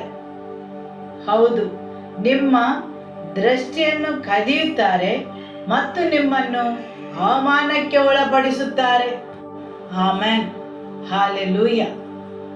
ಹೌದು, ಅರಸನಾದ ಸೊಲೊಮೋನನು ಎಲ್ಲ ವೈಭವವನ್ನು ಹೊಂದಿದ್ದ. ಅವನು ಅತಿಯಾದ ಐಶ್ವರ್ಯವಂತ ಅರಸನಾಗಿದ್ದ ಮತ್ತು ಅವನು ಬುದ್ಧಿವಂತ ಅರಸನಾಗಿದ್ದನು. ಆದರೂ ಸಹ ಯಾವಾಗ ಅವನು ಅಮ್ಮೋನಿಯರ ಜೊತೆಗೆ ಸೇರಿಕೊಂಡನು, ಅವನ ಸಾಮ್ರಾಜ್ಯದ ಅವನತಿಯು ಪ್ರಾರಂಭವಾಯಿತು. ಹೌದು, ನೈತಿಕ ಕುಸಿತ, ಆತ್ಮಿಕ ಕುಸಿತ. ಹೌದು, ಪ್ರತಿಯೊಂದರಲ್ಲಿಯೂ ಅವನತಿಯು ಪ್ರಾರಂಭವಾಯಿತು. ಹೌದು, ನಿಮ್ಮ ಜೀವನದಲ್ಲಿ ನೀವು ಮಾಡುವ ಕೆಲವೊಂದು ನಿರ್ಧಾರಗಳು ನಿಮ್ಮನ್ನು ಕೆಳಮುಖ ಕುಸಿತಕ್ಕೆ ಒಳಗೊಳಿಸುತ್ತದೆ. ಹೌದು, ನಿಮಗೆ ಅರಿವಿಲ್ಲದಂತೆ ನೀವು ಜನರೊಡನೆ ಮಾಡಿದ ಒಡಂಬಡಿಕೆಗಳು, ಒಪ್ಪಂದಗಳು ನಿಮ್ಮನ್ನು ಕೆಳಮುಖ ಅವನತಿಗೆ ಕೊಂಡೊಯ್ಯುತ್ತವೆ. ಹೌದು, ಅಮ್ಮೋನಿಯರ ಕೆಲಸ ನಿಮ್ಮ ದೃಷ್ಟಿಯನ್ನು ಕದಿಯುವುದು, ನಿಮ್ಮಿಂದ ಬೇರ್ಪಡಿಸುವುದು, ಸರಿಯಲ್ಲವೇ? ಆಮೆನ್. ಯಾವಾಗ ದೇವರ ಜನರು ಯಾವುದೇ ಸ್ಥಿತಿಯಲ್ಲಿ ಇದ್ದರೂ ಸಹ ದೇವರ ವಾಕ್ಯ ಹೇಳುತ್ತದೆ, ಅವರು ತಮ್ಮೆಲ್ಲ ಪಾಪವನ್ನು ಬಿಟ್ಟುಕೊಟ್ಟು ದೇವರ ಕಡೆಗೆ ಹಿಂತಿರುಗಿದಾಗ ದೇವರ ವಾಕ್ಯ ಹೇಳುತ್ತದೆ, ಆತನು ಯಾವಾಗಲೂ ಅವರಿಗೆ ಕರುಣಾಮಯಿಯಾಗಿದ್ದನೆಂದು. ದೇವರು ಯಾವಾಗಲೂ ಅವರ ಪರಿಸ್ಥಿತಿಯನ್ನು ಬದಲಾಯಿಸುತ್ತಾನೆ. ಅವನು ಮೊದಲಿಗಿಂತ ಹೆಚ್ಚು ಆಸಕ್ತಿ ಉಳ್ಳವನಾಗಿರುತ್ತಾನೆ. ಹೌದು, ಹೋದ ವಾರ ನಾವು ಕೇಳಿದೆವು ಯೆಶಾಯನ ಗ್ರಂಥ ಅಧ್ಯಾಯ 60 ವಾಕ್ಯ 17. ದೇವರು ಹೇಗೆ ಕಂಚನ್ನು ಚಿನ್ನವಾಗಿ ಬದಲಾಯಿಸ್ತಾನೆ ಎಂದು. ಆಮೆನ್. ಯೆಶಾಯನ ಗ್ರಂಥ ಅಧ್ಯಾಯ 60 ವಾಕ್ಯ 17. ತಾಮ್ರಕ್ಕೆ ಬದಲಾಗಿ ಚಿನ್ನವನ್ನು, ಕಬ್ಬಿಣಕ್ಕೆ ಪ್ರತಿಯಾಗಿ ಬೆಳ್ಳಿಯನ್ನು, ಮರವಿದ್ದಲ್ಲಿ ತಾಮ್ರವನ್ನು, ಕಲ್ಲುಗಳ ಸ್ಥಾನದಲ್ಲಿ ಕಬ್ಬಿಣವನ್ನು ಒದಗಿಸುವೆನು. ಸಮಾಧಾನವು ನಿನಗೆ ಅಧಿಪತಿಯನ್ನಾಗಿ, ಧರ್ಮವನ್ನು ನಿನಗೆ ಅಧಿಕಾರಿಯನ್ನಾಗಿ ನೇಮಿಸುವೆನು. ಆಮೆನ್. ಮರಕ್ಕೆ ಬದಲಾಗಿ ಕಂಚನ್ನು. ಮರವೆಂದರೇನು? ಮರವು ನೋಡಲು ಅಲಂಕಾರಿಕವಾಗಿರುತ್ತದೆ. ಅದು ಸೌಂದರ್ಯವನ್ನು ತರುತ್ತದೆ. ಅದು ಹೊರಗಿಂದ ನೋಡಲು ಸುಂದರವಾಗಿರುತ್ತದೆ. ಆದರೆ ಅದು ಸಂಶಯವಿಲ್ಲದೆ ನಾಶವಾಗುತ್ತದೆ. ಮರವು ಅನೇಕ ವಸ್ತುಗಳಿಂದಾಗಿ ಅದರ ಮೇಲೆ ಪರಿಣಾಮ ಬೀರುತ್ತದೆ. ಅದು ಒಂದೇ ರೀತಿಯಾಗಿ ಉಳಿಯುವುದಿಲ್ಲ. ಅದರ ಬಲವು ನಶಿಸುತ್ತದೆ. ಅದರ ಉಜ್ವಲತೆಯು ಮತ್ತು ಪ್ರತಿಯೊಂದು ದಿನ ಹೋದಂತೆ ಅದು ನಶಿಸಿ ಹೋಗುತ್ತದೆ. ಆದರೆ ಕಂಚು ಬಾಳಿಕೆ ಬರುವ ವಸ್ತುವಾಗಿದೆ. ಅದು ಕಾರ್ಯವನ್ನು ಮಾಡುತ್ತದೆ. ಹೌದು, ಹೋದ ವಾರ ನಾವು ಕೇಳಿದೆವು ಹೇಗೆ ಜನರು ನಿಜವಾದ ಆರಾಧನೆಯನ್ನು ತೊರೆಯುತ್ತಾರೆಂದು. ಜನರಿಗೆ ದೇವರ ಜೊತೆಗಿನ ಆತ್ಮಿಕ ಸಂಬಂಧವೆಂದರೆ ಅದು ಕ್ರಿಯಾತ್ಮಕವಾಗಿರಬೇಕು. ಅದು ಅವರಿಗೆ ಸಂತೋಷವನ್ನು ನೀಡಬೇಕು. ದೇವರ ವಾಕ್ಯ ಹೇಳುತ್ತದೆ, ಯಾವಾಗ ನೀವು ದೇವರ ಬಳಿಗೆ ಬರುತ್ತೀರಿ, ಆತನ ಪ್ರಸನ್ನತೆಗೆ ಬರುತ್ತೀರಿ, ಆವಾಗ ನಿಮ್ಮಲ್ಲಿರುವ ನಾಶವಾಗುವಂತಹ ಅಂದರೆ ಮರದಂತಹ ವಸ್ತುಗಳನ್ನು ದೇವರು ತೆಗೆದು ಕಂಚಿನಂತೆ ಬಲವಾಗಿ ಅಥವಾ ಶಕ್ತಿಯುತವಾಗಿ ಪರಿವರ್ತಿಸುತ್ತಾನೆ. ಆಮೆನ್. ಮತ್ತು ಅದನ್ನು ಸ್ಥಿರವಾಗಿ ಬಾಳ್ವಿಕೆ ಬರುವಂತೆ ಮಾಡುತ್ತಾನೆ. ದೇವರ ವಾಕ್ಯ ಮುಂದುವರಿಸಿ ಹೇಳುತ್ತದೆ, ಆತನು ಕಬ್ಬಿಣವನ್ನು ಬೆಳ್ಳಿಯಾಗಿ ಪರಿವರ್ತಿಸುತ್ತಾನೆಂದು. ಸರಿಯಲ್ಲವೇ? ಆಮೆನ್. ಕಬ್ಬಿಣವೆಂದರೇನು? ಅದು ಸಾಮಾನ್ಯವಾಗಿ ಸಿಗುವ ಖನಿಜವಾಗಿದೆ. ಆದರೆ ಅದರಲ್ಲಿ ಕೆಲವೊಂದು ಒಳ್ಳೆಯ ಸಂಗತಿಗಳಿವೆ ಮತ್ತು ಅವುಗಳು ಕ್ರಿಯಾತ್ಮಕವಾಗಿವೆ ಮತ್ತು ಅವುಗಳು ಸಾಮಾನ್ಯವಾಗಿವೆ. ದೇವರು ಅದನ್ನು ಮೇಲಕ್ಕೆ ಎತ್ತುತ್ತಾನೆ. ಯಾವಾಗ ನೀವು ದೇವರ ಪ್ರಸನ್ನತೆಗೆ ಬರುತ್ತೀರಿ, ಆತನ ಮುಖವನ್ನು ಹುಡುಕುತ್ತೀರಿ, ಆವಾಗ ದೇವರು ನಿಮ್ಮೊಳಗೆ ಬದಲಾವಣೆಯನ್ನು ತರುತ್ತಾನೆ. ನಿಮ್ಮ ಜೀವನದಲ್ಲಿರುವ ಕೆಲವೊಂದು ಸ್ಥಾನಗಳು, ವಿಷಯಗಳು ಮರದಂತೆ ನಾಶವಾಗಿ ಹೋಗುವಂಥವುಗಳು, ಭ್ರಷ್ಟಗೊಂಡವುಗಳು. ಆದರೆ ಇನ್ನೊಂದು ರೀತಿಯಲ್ಲಿ ಹೇಳುವುದಾದರೆ, ನಿಮ್ಮಲ್ಲಿ ನಾಶವಾಗಿ ಹೋಗುವಂತಹ ಸ್ವಭಾವವನ್ನು ತೆಗೆದು ದೇವರು ನಿಮಗೆ ಬಲವನ್ನು ನೀಡುತ್ತಾರೆ. ಆ ಸ್ವಭಾವವನ್ನು ಬಲಪಡಿಸುತ್ತಾರೆ. ಅದು ನಿಮ್ಮ ಸ್ವಭಾವವನ್ನು ಪರಿವರ್ತಿಸುತ್ತದೆ. ಹೌದು, ನಾಶವಾಗುವಂತಹ ಭಾಗವು ಕಂಚಿನಂತೆ ಶಕ್ತಿಯುತವಾಗುತ್ತದೆ. ಆಮೆನ್. ಹೌದು, ಕೆಲವೊಂದು ವಿಷಯಗಳು ಸ್ವಾಭಾವಿಕವಾಗಿರುತ್ತವೆ, ಸಾಮಾನ್ಯವಾಗಿರುತ್ತವೆ, ಕಬ್ಬಿಣದಂತೆ ಅವುಗಳು ಸಾಮಾನ್ಯವಾಗಿ ದೊರಕುತ್ತವೆ. ಆದರೆ ನೀವು ಕಬ್ಬಿಣದ ಮತ್ತು ಬೆಳ್ಳಿಯ ಬೆಲೆಯನ್ನು ಹೋಲಿಸಿಕೊಂಡರೆ ಅದಕ್ಕೆ ತುಂಬ ಅಂತರವಿರುತ್ತದೆ. ಬೆಳ್ಳಿಯು ಸೌಂದರ್ಯದ ಸಂಕೇತವಾಗಿದೆ ಮತ್ತು ಅದು ಅಲಂಕಾರಿಕವಾಗಿದೆ ಹಾಗೂ ಹೆಚ್ಚು ಬೆಲೆ ಬಾಳುವಂಥದ್ದಾಗಿದೆ. ಹೌದು, ನಿಮ್ಮ ಜೀವನದಲ್ಲಿ ಕಬ್ಬಿಣದಂತೆ ತುಕ್ಕು ಹಿಡಿದ ಕೆಲವೊಂದು ಸ್ಥಾನಗಳನ್ನು, ಅದು ನಿಮ್ಮ ಪ್ರಾರ್ಥನಾ ಜೀವನವಾಗಿರಬಹುದು, ದೇವರಿಗಾಗಿ ನಿಮಗಿರುವ ಹಸಿವಾಗಿರಬಹುದು, ಆತನ ಪ್ರಸನ್ನತೆಗೆ ಬರುವ ನಿಮ್ಮ ಇಚ್ಛೆ ಆಗಿರಬಹುದು. ಅವುಗಳು ಸಮಯ ಸರಿದಂತೆ ತುಕ್ಕು ಹಿಡಿದಿರಬಹುದು. ನಿಮ್ಮ ನೆರೆಯವರನ್ನು ನೋಡಿ ಹೇಳಿ, ಯಾವಾಗ ನೀವು ದೇವರ ಪ್ರಸನ್ನತೆಗೆ ಬರುತ್ತೀರಿ, ಆತನ ಬಳಿಗೆ ಸರಿಯುತ್ತೀರಿ, ಕಬ್ಬಿಣದಂತೆ ತುಕ್ಕು ಹಿಡಿದ ನಿಮ್ಮ ಜೀವನದ ಕೆಲವೊಂದು ಭಾಗಗಳನ್ನು ದೇವರು ಬೆಳ್ಳಿಯಂತೆ ಪರಿವರ್ತಿಸುತ್ತಾರೆ. ಹೌದು, ಕಬ್ಬಿಣದಂತೆ ತುಕ್ಕು ಹಿಡಿದ ಆ ಭಾಗಗಳನ್ನು ದೇವರು ಬೆಳ್ಳಿಯಂತಹ ಸೌಂದರ್ಯವನ್ನು ನೀಡಿ ಪರಿವರ್ತಿಸುತ್ತಾರೆ. ನೀವು ಆತನ ಪ್ರಸನ್ನತೆಗೆ ಬಂದಾಗ ಆತನು ನಿಮ್ಮನ್ನು ಆ ಸ್ಥಳದಿಂದ ಮೇಲಕ್ಕೆ ಎತ್ತುತ್ತಾನೆ. ಹೌದು, ನಿಮ್ಮಲ್ಲಿರುವ ಆ ತುಕ್ಕು ಹಿಡಿಯುವ ಸ್ವಭಾವದಿಂದ, ಭ್ರಷ್ಟ ಸ್ವಭಾವದಿಂದ, ಹೌದು, ನಿಮ್ಮೊಳಗಿರುವ ಆ ತುಕ್ಕು ಹಿಡಿಯುವಂತಹ ಸ್ವಭಾವದಿಂದ ದೇವರು ನಿಮ್ಮನ್ನು ಮೇಲಕ್ಕೆ ಎತ್ತುತ್ತಾನೆ. ಆಮೆನ್. ಹಾಲೆಲೂಯ. ದೇವರು ಅದನ್ನು ಪರಿವರ್ತಿಸಿ ಬೆಳ್ಳಿಯಂತೆ ಸೌಂದರ್ಯವನ್ನು ನೀಡುತ್ತಾನೆ, ಹೊಳೆಯುವಂತೆ ಮಾಡುತ್ತಾನೆ. ಬೆಳ್ಳಿಯನ್ನು ಅಲಂಕಾರಕ್ಕೆ ಮತ್ತು ಸೌಂದರ್ಯಕ್ಕೆ ಮತ್ತು ಒಡವೆಗಳನ್ನು ಮಾಡಲು ಉಪಯೋಗಿಸುತ್ತಾರೆ.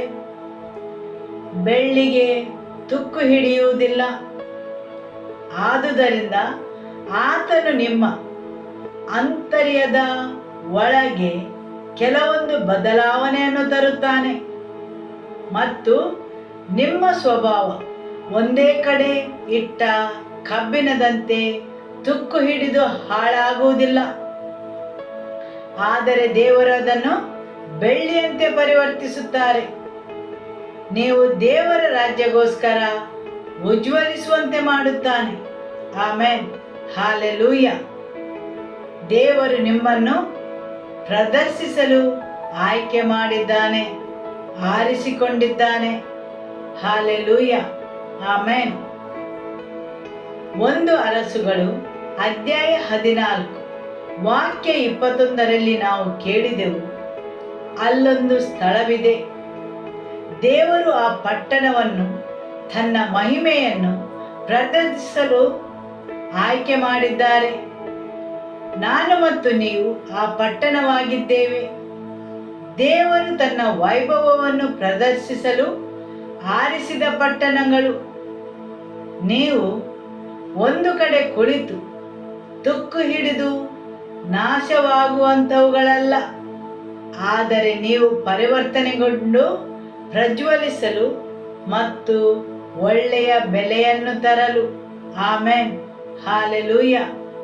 ನೀವು ಅಕಸ್ಮಾತ್ತಾಗಿ ಕಬ್ಬಿಣ ಮತ್ತು ಬೆಳ್ಳಿಯ ಬೆಲೆಯನ್ನು ಹೋಲಿಸಿದರೆ ಅಲ್ಲಿ ಗಮನಾರ್ಹವಾದ ವ್ಯತ್ಯಾಸವಿದೆ. ಯಾವಾಗ ನೀವು ದೇವರ ಪ್ರಸನ್ನತೆಗೆ ಬರುತ್ತೀರಿ, ನಿಮ್ಮ ಜೀವನವನ್ನು ಆತನ ಪ್ರಸನ್ನತೆಯ ಬಳಿಗೆ ತರುತ್ತೀರಿ, ಯಾವಾಗ ನೀವು ಆತನನ್ನು ಸಂಪೂರ್ಣವಾಗಿ ಹೊಂದಿಕೊಳ್ಳುತ್ತೀರಿ, ಆತನ ಮುಖವನ್ನು ಹುಡುಕುತ್ತೀರಿ, ದೇವರ ವಾಕ್ಯ ಹೇಳುತ್ತದೆ, ಆತನು ನಿಮ್ಮನ್ನು ತುಕ್ಕು ಹಿಡಿಯುವ ಕಬ್ಬಿಣದಿಂದ ಹೊಳೆಯುವ ಮತ್ತು ಬೆಲೆ ಬಾಳುವ ವಸ್ತುವನ್ನಾಗಿ ಬೆಳ್ಳಿಯನ್ನಾಗಿ ಪರಿವರ್ತಿಸುತ್ತಾನೆಂದು. Amen, hallelujah. ಹೌದು, ಇವತ್ತು ನನಗೆ ತಿಳಿದಿಲ್ಲ ನಿಮ್ಮ ಜೀವನದ ಯಾವ ಭಾಗವು ತುಕ್ಕು ಹಿಡಿದಿದೆ, ಹೋರಾಟ ನಡೆಸುತ್ತದೆ. ಯಾಕೆಂದರೆ ಯಾವಾಗ ಕಬ್ಬಿಣವು ಭೂಮಿಯ ಸ್ಪರ್ಶವನ್ನು ಪಡೆಯುತ್ತದೆ, ಅದು ತುಕ್ಕು ಹಿಡಿಯಲು ಪ್ರಾರಂಭಗೊಳ್ಳುತ್ತದೆ ಮತ್ತು ಆ ಪ್ರಕ್ರಿಯೆಯಲ್ಲಿ ಅದರ ಕೆಲವು ಭಾಗಗಳನ್ನು, ತುಕ್ಕು ಹಿಡಿದ ಭಾಗಗಳನ್ನು ಅದು ಕಳೆದುಕೊಳ್ಳುತ್ತದೆ. ಆದರೆ ದೇವರು ಅದಕ್ಕೆ ಹೊಳಪನ್ನು ನೀಡಲು ಮತ್ತು ನಿಮ್ಮೊಳಗೆ ಬದಲಾವಣೆಯನ್ನು ತರಲು ಸಮರ್ಥನಾಗಿದ್ದಾನೆ. ಹೌದು, ನಿಮ್ಮೊಳಗಿನ ರಚನೆಯು, ಅಂದರೆ ಕಬ್ಬಿಣ ಮತ್ತು ಬೆಳ್ಳಿಯ ರಚನೆಯಲ್ಲಿ ಗಮನಾರ್ಹವಾದ ವ್ಯತ್ಯಾಸವಿದೆ. ಅವುಗಳಲ್ಲಿ ಯಾವುದೂ ಸಾಮಾನ್ಯವಾಗಿಲ್ಲ. ಅವುಗಳು ಎರಡೂ ಲೋಹಗಳಾಗಿರಬಹುದು. ಬೆಳ್ಳಿಯು ಒಳ್ಳೆಯ ನಿರ್ವಾಹಕ ವಸ್ತುವಾಗಿದೆ. ಹೌದು, ನೀವು ದೇವರ ಪ್ರಸನ್ನತೆಯ ಸಂಪರ್ಕವನ್ನು ಹೊಂದುವ ಮನುಷ್ಯನಾಗಿ ಪರಿವರ್ತನೆಗೊಳ್ಳುತ್ತೀರಿ. ಆಮೆನ್. ಇತ್ತೀಚಿನ ದಿನಗಳಲ್ಲಿ ಬೆಳ್ಳಿಯ ಬೆಲೆಯು ಗಗನಕ್ಕೇರಿದೆ. ಯಾಕೆಂದರೆ ಎಲೋನ್ ಮಸ್ಕನು ಬೆಳ್ಳಿಯು ಒಳ್ಳೆಯ ನಿರ್ವಾಹಕವೆಂದು ಕಂಡುಹಿಡಿದರಿಂದ ಅವನು 48 ವೋಲ್ಟಿನ ವಿದ್ಯುತ್ ಚಾಲಿತ ವಾಹನವನ್ನು ಹೊರತಂದಿದ್ದಾನೆ. 12 ವೋಲ್ಟಿನ ವಿದ್ಯುತ್ ಚಾಲಿತ ವಾಹನಗಳು ತಾಮ್ರದ ಸರಿಗೆಗಳನ್ನು ನಿರ್ವಾಹಕಗಳಾಗಿ ಉಪಯೋಗಿಸುತ್ತಾರೆ. ಆದರೆ ಇವನು 48 ವೋಲ್ಟಿನ ವಿದ್ಯುತ್ ಚಾಲಿತ ವಾಹನಗಳನ್ನು ರಚಿಸಿದ್ದಾನೆ. ಯಾಕೆಂದರೆ ಬೆಳ್ಳಿಯು ಒಳ್ಳೆಯ ವಾಹಕವೆಂದು ಮತ್ತು ಅದು ಯಾವುದೇ ತಾಪಮಾನಕ್ಕೂ ಕರಗುವುದಿಲ್ಲವೆಂದು ಅವನು ಅರಿತುಕೊಂಡನು. ಹೌದು, 12 ವೋಲ್ಟಿನ ವಿದ್ಯುತ್ ಚಾಲಿತ ವಾಹನಕ್ಕೆ ಉಪಯೋಗಿಸಿದ ಸ್ವಿಚ್ ಅನ್ನು ಅವನು 48 ವಾಟಿನ ವಿದ್ಯುತ್ ಚಾಲಿತ ವಾಹನಗಳಿಗೆ ಅವುಗಳನ್ನು ಉಪಯೋಗಿಸಿದಾಗ ಅವುಗಳಿಗೆ ಬೆಂಕಿ ಹಿಡಿಯಿತು ಮತ್ತು ಅವನಿಗೆ ತಿಳಿಯಿತು ಅವುಗಳು ತಾಮ್ರದ ಸರಿಗೆಗಳೆಂದು. ನಂತರ ಅವನು ಅವುಗಳನ್ನು ಬೆಳ್ಳಿಗೆ ಬದಲಾಯಿಸಿದನು. ಯಾಕೆಂದರೆ ಬೆಳ್ಳಿಯು ಬೇಗನೆ ಕರಗುವುದಿಲ್ಲ. ಆಮೆನ್. ಯಾವಾಗ ದೇವರು ನಿಮ್ಮೊಳಗೆ ಪರಿವರ್ತನೆಯನ್ನು ತರುತ್ತಾರೆ, ನೀವು ಯಾವುದೇ ಸನ್ನಿವೇಶಕ್ಕೂ ಬೇಗನೆ ಕರಗಿ ಹೋಗುವುದಿಲ್ಲ. ನಿಮ್ಮ ಸುತ್ತಲೂ ಏನು ಜರುಗಿದರೂ ಸಹ ನೀವು ಸ್ಥಿರವಾಗಿ ನಿಲ್ಲುತ್ತೀರಿ. Amen, hallelujah.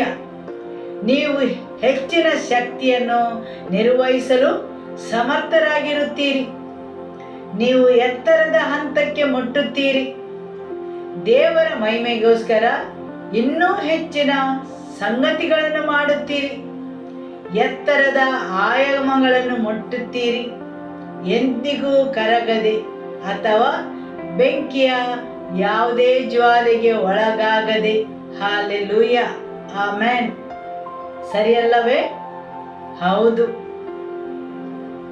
1 ಕೊರಿಂಥದವರಿಗೆ ಅಧ್ಯಾಯ 3 ವಾಕ್ಯ 13.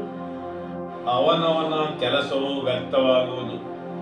ಕ್ರಿಸ್ತನು ಬರುವ ದಿನವು ಬೆಂಕಿಯೊಡನೆ ಉದಯವಾಗಿ ಆ ಕೆಲಸವನ್ನು ಸ್ಪಷ್ಟವಾಗಿ ತೋರಿಸುವುದು. ಅವನವನ ಕೆಲಸವೆಂಥದೋ ಆ ಬೆಂಕಿ ಶೋಧಿಸುವುದು. ಆಮೆನ್.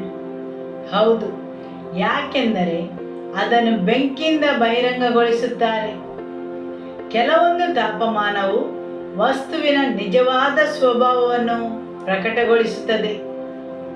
ನಿಮ್ಮ ನೆರೆಯವರನ್ನು ನೋಡಿ ಹೇಳಿ, ಕೆಲವೊಂದು ತಾಪಮಾನವು ಕೆಲವೊಂದು ವಸ್ತುವಿನ ಸ್ವಭಾವವನ್ನು ಬಹಿರಂಗಗೊಳಿಸುತ್ತದೆ.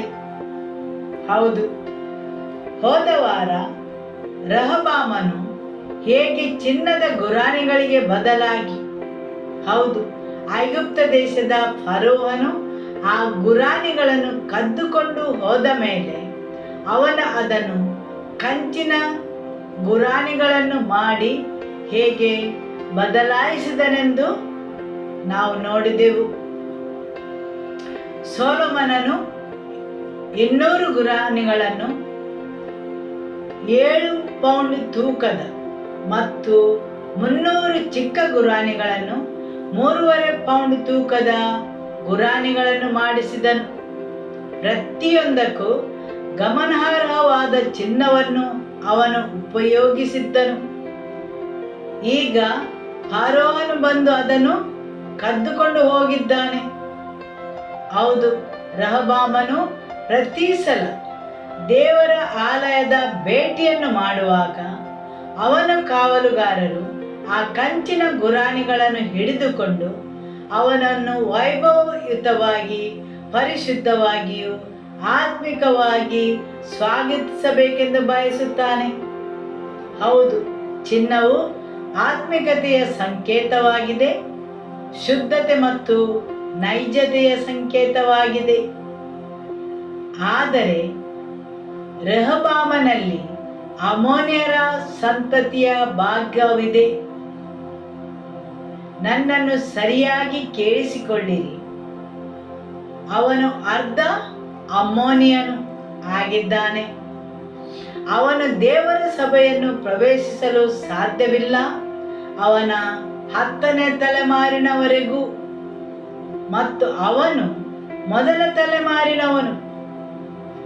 ಅವನಲ್ಲಿ ಯಾವುದೇ ನೈಜತೆಯೂ ಇಲ್ಲದಿದ್ದರೂ ಅವನು ದೇವರ ಆಲಯವನ್ನು ಪ್ರವೇಶಿಸಲು ಪ್ರಯತ್ನಿಸುತ್ತಾನೆ.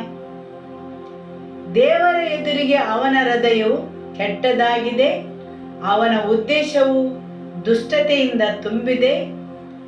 ಅವನು ಚಿನ್ನದಂತೆ ತನ್ನನ್ನೇ ಪ್ರದರ್ಶಿಸಲು ಪ್ರಯತ್ನಿಸುತ್ತಾನೆ, ಕಂಚನ್ನು ಇಟ್ಟುಕೊಂಡು. ಹೌದು, ದೇವರ ಜೊತೆಗಿನ ತಮ್ಮ ನಿಜವಾದ ನಡತೆಯನ್ನು, ಆತ್ಮಿಕತೆಯನ್ನು ಜನರು ಆರಾಮವಾಗಿರುವ ಧಾರ್ಮಿಕತೆಯೊಂದಿಗೆ ವ್ಯವಹರಿಸುತ್ತಾರೆ. ಹೌದು, ದೇವರ ಪವಿತ್ರವಾದ ವಾಕ್ಯವನ್ನು, ನೈಜತೆಯಿಂದ ತುಂಬಿದ ಆರಾಧನೆಯನ್ನು ನಕಲಿಗೆ ಬದಲಾಯಿಸಿಕೊಳ್ಳುತ್ತಾರೆ. ಹೌದು, ಸುಲಭವಾದವುಗಳಿಗೂ ಆರಾಮವಾಗಿದ್ದವುಗಳಿಗೂ ಅದನ್ನು ಅನುಕರಿಸುತ್ತಾರೆ. ರೆಹಬ್ಬಾಮನ ದಾರಿಯಂತೆ ಅನುಕರಿಸಲು ಪ್ರಯತ್ನಿಸುತ್ತಾರೆ. ಹೌದು, ರೆಹಬ್ಬಾಮನು ದೇವರ ಆಲಯಕ್ಕೆ ಹೋಗುವಾಗ ಅವನ ಕಾವಲುಗಾರರು ಆ ಕಂಚಿನ ಗುರಾಣಿಗಳನ್ನು ಹೊರಗೆ ತಂದು ಅವನನ್ನು ಸ್ವಾಗತಿಸಿ ಅವನ ಆರಾಧನೆಯ ನೈಜತೆಯಿಂದ ಕೂಡಿದ ಆರಾಧನೆ ಎಂದು ತೋರಿಸಿಕೊಳ್ಳುತ್ತಾನೆ. ಅದು ಮನುಷ್ಯನ ಕಪಟತನವಾಗಿದೆ. ಹೌದು, ನೈಜತೆಯ ಕಾರ್ಯ ಅಥವಾ ನಕಲು. ನಿಮಗೆ ಅದರ ಬಗ್ಗೆ ಸರಿಯಾಗಿ ತಿಳಿದಿದೆ. ಆ ನಕಲುತನವು ಶುದ್ಧವಾದ ಬಂಗಾರದಂತೆ ಕಾಣುವ ಹಾಗೆ ದೇವರ ಜೊತೆಗಿನ ಸಂಬಂಧವು ನೈಜತೆಯಿಂದ ಕೂಡಿದೆ ಎಂದು ತೋರಿಸಿಕೊಳ್ಳುತ್ತಾರೆ. ಆದರೆ ಅದು ಬರೀ ಕಂಚು ಆಗಿದೆ. ಆಮೆನ್. ಕಂಚನ್ನು ಬೆಂಕಿಗೆ ಹಾಕುವಾಗ ಏನಾಗುತ್ತದೆ? ಅದು ವಿಷಕಾರಿ ಹೊಗೆಯನ್ನು ಹರಡುತ್ತದೆ. ನೀವು ಅದರ ಬಳಿಯಲ್ಲಿ ಕುಳಿತುಕೊಳ್ಳಲು ಸಾಧ್ಯವಿಲ್ಲ. ನಿಮ್ಮ ನೆರೆಯವರಲ್ಲಿ ಹೇಳಿ, ಕಂಚಿಗೆ ಬೆಂಕಿ ಹಿಡಿದರೆ ಅಥವಾ ಕಂಚನ್ನು ಕರಗಿಸಿದರೆ ಅದು ವಿಷಕಾರಿ ಹೊಗೆಯನ್ನು ಉಗುಳುತ್ತದೆ. ಜನರು ಅದರ ಸುತ್ತಲೂ ಇರಲು ಸಾಧ್ಯವಿಲ್ಲ. ಯಾಕೆಂದರೆ ಕಂಚನ್ನು ಲೋಹಗಳ ಮಿಶ್ರಣದಿಂದ ತಯಾರಿಸುತ್ತಾರೆ. ಸತುವು, ಅಲ್ಯೂಮಿನಿಯಂ, ತಾಮ್ರ ಮುಂತಾದ ಲೋಹಗಳಿಂದ ಅದನ್ನು ತಯಾರಿಸುತ್ತಾರೆ. ಅದೇ ರೀತಿ ಅನೇಕ ಜನರ ಜೀವನದಲ್ಲಿ ದೇವರು ತನ್ನ ಬೆಂಕಿಯನ್ನು ಹಾಕುವಾಗ ಅವರು ತುಂಬಾ ಹೊಗೆಯನ್ನು ಉಗುಳುತ್ತಾರೆ. ಯಾಕೆಂದರೆ ಅವರೊಳಗೆ ಅನೇಕ ಲೋಹಗಳ ಮಿಶ್ರಣವಿದೆ. ಅವರಲ್ಲಿ ತುಂಬಾ ಕಂಚು ಇದೆ. ಹೌದು, ದೇವರ ಬೆಂಕಿಯು ಅವರೊಳಗಿನ ಸ್ವಭಾವವನ್ನು ಪರೀಕ್ಷಿಸುತ್ತದೆ. ಆಮೆನ್. ದೇವರು ಜನರನ್ನು ಅನೇಕ ಪರೀಕ್ಷೆಗೆ ಒಳಪಡಿಸುತ್ತಾರೆ. ಕೆಲವೊಂದು ಪರಿಸ್ಥಿತಿಗಳ ಮೂಲಕ, ಕೆಲವೊಂದು ಜೀವನದ ಸನ್ನಿವೇಶಗಳ ಮೂಲಕ ಅವುಗಳು ಬೆಂಕಿಯಂತೆ ಅವರ ಜೀವನದಲ್ಲಿ ಕಾರ್ಯವನ್ನು ಮಾಡುತ್ತದೆ. ಸರಿಯಲ್ಲವೇ? ಆಮೆನ್. ಮತ್ತು ಅವರು ವಿಷಕಾರಿ ಹೊಗೆಯನ್ನು ಕಾರುತ್ತಾರೆ. ಯಾಕೆಂದರೆ ಅವರೊಳಗೆ ಕಪಟತನದ ಆರಾಧನೆ ಇರುತ್ತದೆ. ಭ್ರಷ್ಟತೆಯ ಅನೇಕ ಅಂಶಗಳು ಅವರೊಳಗೆ ಇರುತ್ತವೆ. ಆ ತಾಮ್ರದೊಳಗೆ ಅನೇಕ ಸತುವಿನ ಮತ್ತು ಅಲ್ಯೂಮಿನಿಯಮಿನ ಅಂಶಗಳ ಮಿಶ್ರಣವಿರುತ್ತದೆ. ಸರಿಯಲ್ಲವೇ? ಆಮೆನ್. ಆದರೆ ನೀವು ಚಿನ್ನವನ್ನು ಬೆಂಕಿಗೆ ಹಾಕಿದಾಗ ಅದರ ಶುದ್ಧತೆಗೆ ಹೊಂದಿಕೊಂಡು ಅದರಲ್ಲಿರುವ ಕೊಳೆಯನ್ನು ಹೊಂದಿಕೊಂಡಿರುತ್ತದೆ. ಹೌದು, ಅದರ ಮೇಲೆ ಕಪ್ಪು ಬಣ್ಣವು ಅದನ್ನು ಸುತ್ತಿಕೊಂಡಿರಬಹುದು. ಆದರೆ ಬೆಂಕಿಯು ಚಿನ್ನವನ್ನು ಶುದ್ಧೀಕರಿಸುತ್ತದೆ. ಹೌದು, ಚಿನ್ನವನ್ನು ಕರಗಿಸಿದಾಗ ಅದರ ಸುತ್ತಲೂ ಕಪ್ಪು ಬಣ್ಣವು ಸುತ್ತಿಕೊಂಡಿರಬಹುದು. ಆದರೆ ಅದರೊಳಗಿರುವ ಚಿನ್ನವು ಶುದ್ಧವಾಗಿರುತ್ತದೆ. ಅದರಲ್ಲಿದ್ದ ಕೊಳೆಯು ಮೇಲೆ ಬರುತ್ತದೆ ಮತ್ತು ಶುದ್ಧವಾದ ಚಿನ್ನವು ಅಡಿಯಲ್ಲಿ ಉಳಿಯುತ್ತದೆ. ಸರಿಯಲ್ಲವೇ? ಆಮೆನ್. ಹೌದು, ಜೀವನದಲ್ಲಿ ಬರುವ ಪರೀಕ್ಷೆಗಳು, ಸಮಸ್ಯೆಗಳು, ಹೋರಾಟಗಳು ನಿಮ್ಮ ಆಂತರ್ಯದೊಳಗೆ ಏನಿದೆ ಎಂದು ಪರೀಕ್ಷಿಸುವ ಬೆಂಕಿಯ ಹಾಗೆ ಕಾರ್ಯವನ್ನು ನಿರ್ವಹಿಸುತ್ತವೆ. ನಿಮ್ಮ ನೆರೆಯವರನ್ನು ನೋಡಿ ಹೇಳಿ, ನಿಮ್ಮ ಜೀವನದಲ್ಲಿ ಬರುವ ಪರೀಕ್ಷೆಗಳು, ಹೋರಾಟಗಳು ನಿಮ್ಮೊಳಗೆ ಏನಿದೆ ಎಂದು ಬಹಿರಂಗಪಡಿಸಲಿ. ಒಂದು ವೇಳೆ ವಿಷಕಾರಿ ಹೊಗೆಯು ಹೊರಬರುವುದು. ಯಾಕೆಂದರೆ ನಿಮ್ಮೊಳಗೆ ತುಂಬಾ ಅಶುದ್ಧತೆಯೂ ಇದೆ ಎಂದು. ಆಮೆನ್. ಹೌದು, ಕಂಚನ್ನು ಬೆಂಕಿಯಲ್ಲಿ ಹಾಕಿದಾಗ ವಿಷಕಾರಿ ಹೊಗೆಯು ಹೊರಬರುತ್ತದೆ. ಅದರಲ್ಲಿ ಚಿನ್ನದ ಬಣ್ಣ ಮತ್ತು ಹೊಳಪು ಅಲ್ಲದೆ ಬೇರೇನು ಚಿನ್ನಕ್ಕೆ ಹೋಲಿಕೆ ಆಗುವಂಥದ್ದು ಅದರಲ್ಲಿ ಇರುವುದಿಲ್ಲ. ರೆಹಬ್ಬಾಮನು ಚಿನ್ನವನ್ನು ಕದ್ದುಕೊಂಡು ಹೋದಾಗ ಅದರ ಬದಲಿಗೆ ಕಂಚನ್ನು ಇಟ್ಟನು. ಹೌದು, ಜನರು ತಮ್ಮ ಜೀವನದಲ್ಲಿ ಕಷ್ಟಗಳನ್ನು ಅನುಭವಿಸುವಾಗ, ಹೋರಾಟಗಳಿಂದ ಹಾದು ಹೋಗುವಾಗ ಅವರಲ್ಲಿದ್ದ ದೇವರ ನಿಜವಾದ ಹಸಿವನ್ನು ಕಳೆದುಕೊಳ್ಳುತ್ತಾರೆ. ದೇವರಲ್ಲಿದ್ದ ಅವರ ನೈಜತೆ, ದೇವರ ಪ್ರೀತಿಯ ಶುದ್ಧತೆಯ ಬದಲಾಗಿ ಅವರು ಆರಾಮದಾಯಕ ಧಾರ್ಮಿಕತೆಯನ್ನು ಹೊಂದಿಕೊಳ್ಳುತ್ತಾರೆ. ಹೃದಯದಿಂದ ಆರಾಧಿಸುವ ಬದಲು ಕಪಟವಾದ ಆರಾಧನೆಯನ್ನು ಮಾಡುತ್ತಾರೆ, ಕಂಚಿನ ಹಾಗೆ. ಮತ್ತು ಅದನ್ನು ಬೆಂಕಿಗೆ ಹಾಕಿದಾಗ ನಿಮ್ಮ ನೆರೆಯವರನ್ನು ನೋಡಿ ಹೇಳಿ, ಅದು ವಿಷಕಾರಿ ಹೊಗೆಯನ್ನು ಉಗುಳುತ್ತದೆ. ನಿಮ್ಮೊಳಗೆ ಏನಿದೆ ಅದು ಬೆಂಕಿಯು ಹೊರತರುತ್ತದೆ, ಬಹಿರಂಗಪಡಿಸುತ್ತದೆ. ಸರಿಯಲ್ಲವೇ? ಆಮೆನ್. ಆದುದರಿಂದ ಬೆಂಕಿ ಅದನ್ನು ಪರೀಕ್ಷಿಸುತ್ತದೆ. ಹೌದು, ಹೋದ ವಾರ ನಾವು ಕೇಳಿದೆವು, ಮಲಾಕಿ ಅಧ್ಯಾಯ 3 ವಾಕ್ಯ 3ರಲ್ಲಿ ದೇವರು ಸಾಲಿಗನ ಬೆಂಕಿಯಂತೆ ಆತನು ಕುಲುಮೆಯ ಬಳಿ ಕುಳಿತಿರುತ್ತಾನೆ.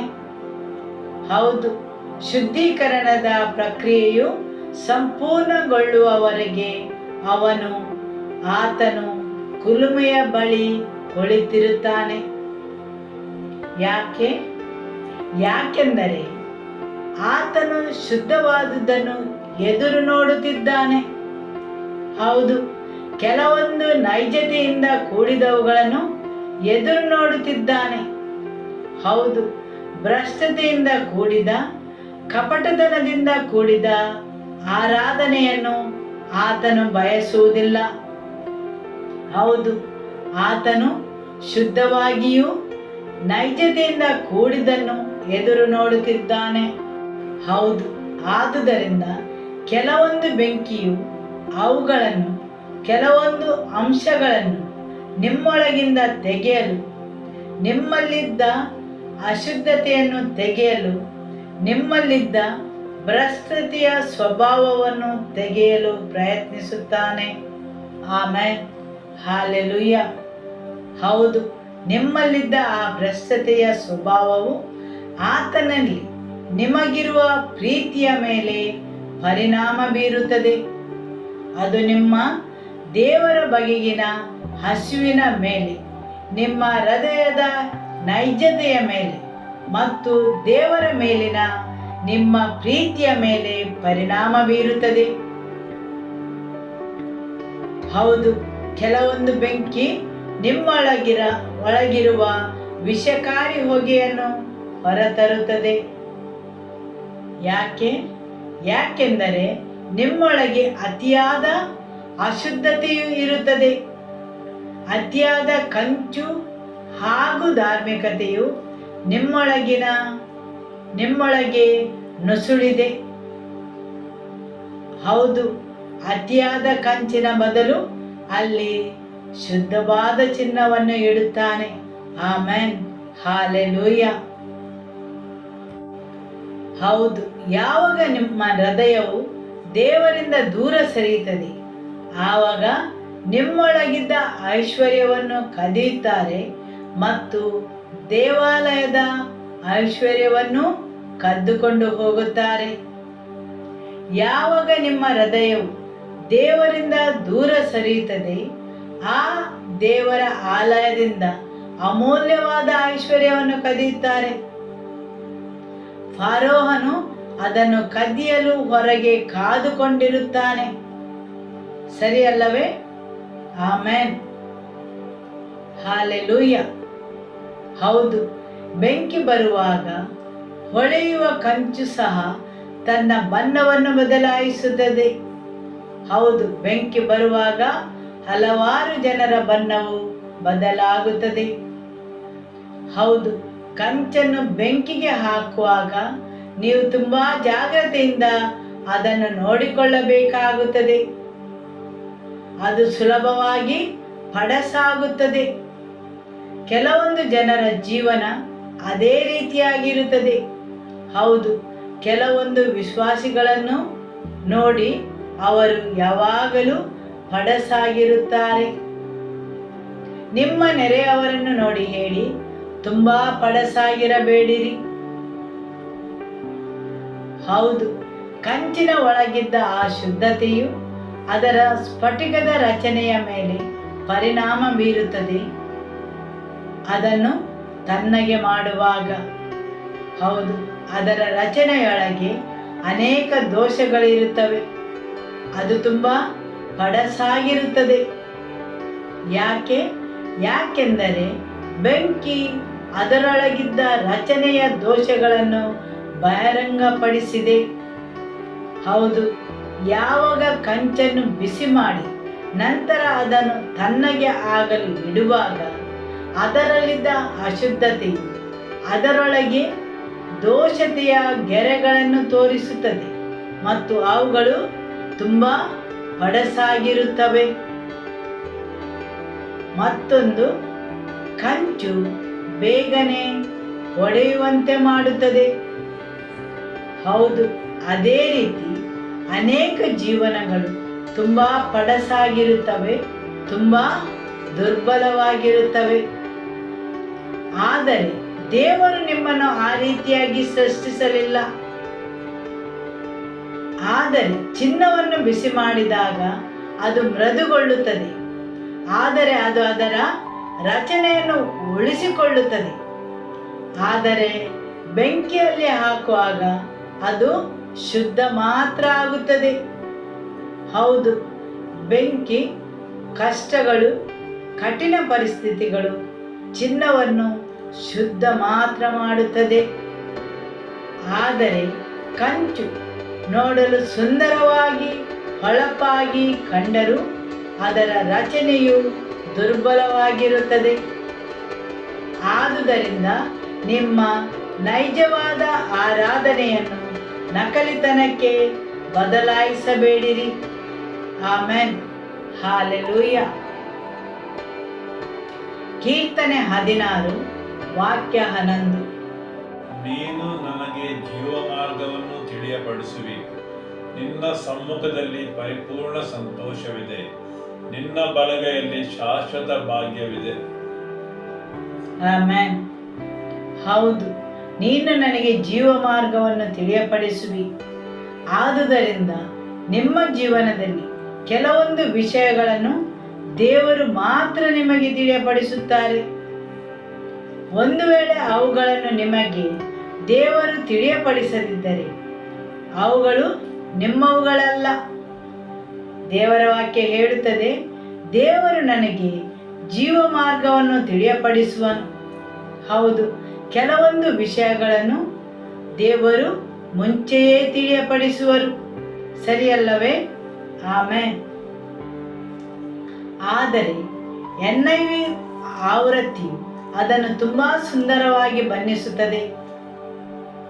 ನೀನು ನನಗೆ ಜೀವ ಮಾರ್ಗವನ್ನು ತಿಳಿಯಪಡಿಸುತ್ತಿ. ಹೌದು, ಕೆಲವೊಂದು ವಿಷಯಗಳನ್ನು ದೇವರು ನಿಮಗೆ ತಿಳಿಯಪಡಿಸುವವರೆಗೆ ನೀವು ಅದರ ಬಗ್ಗೆ ಅಜ್ಞಾನಿಗಳಾಗಿರುತ್ತೀರಿ. ಅದು ನಿಮ್ಮ ತಿಳುವಳಿಕೆಗೆ ಮೀರಿದ ವಿಷಯವಾಗಿದೆ.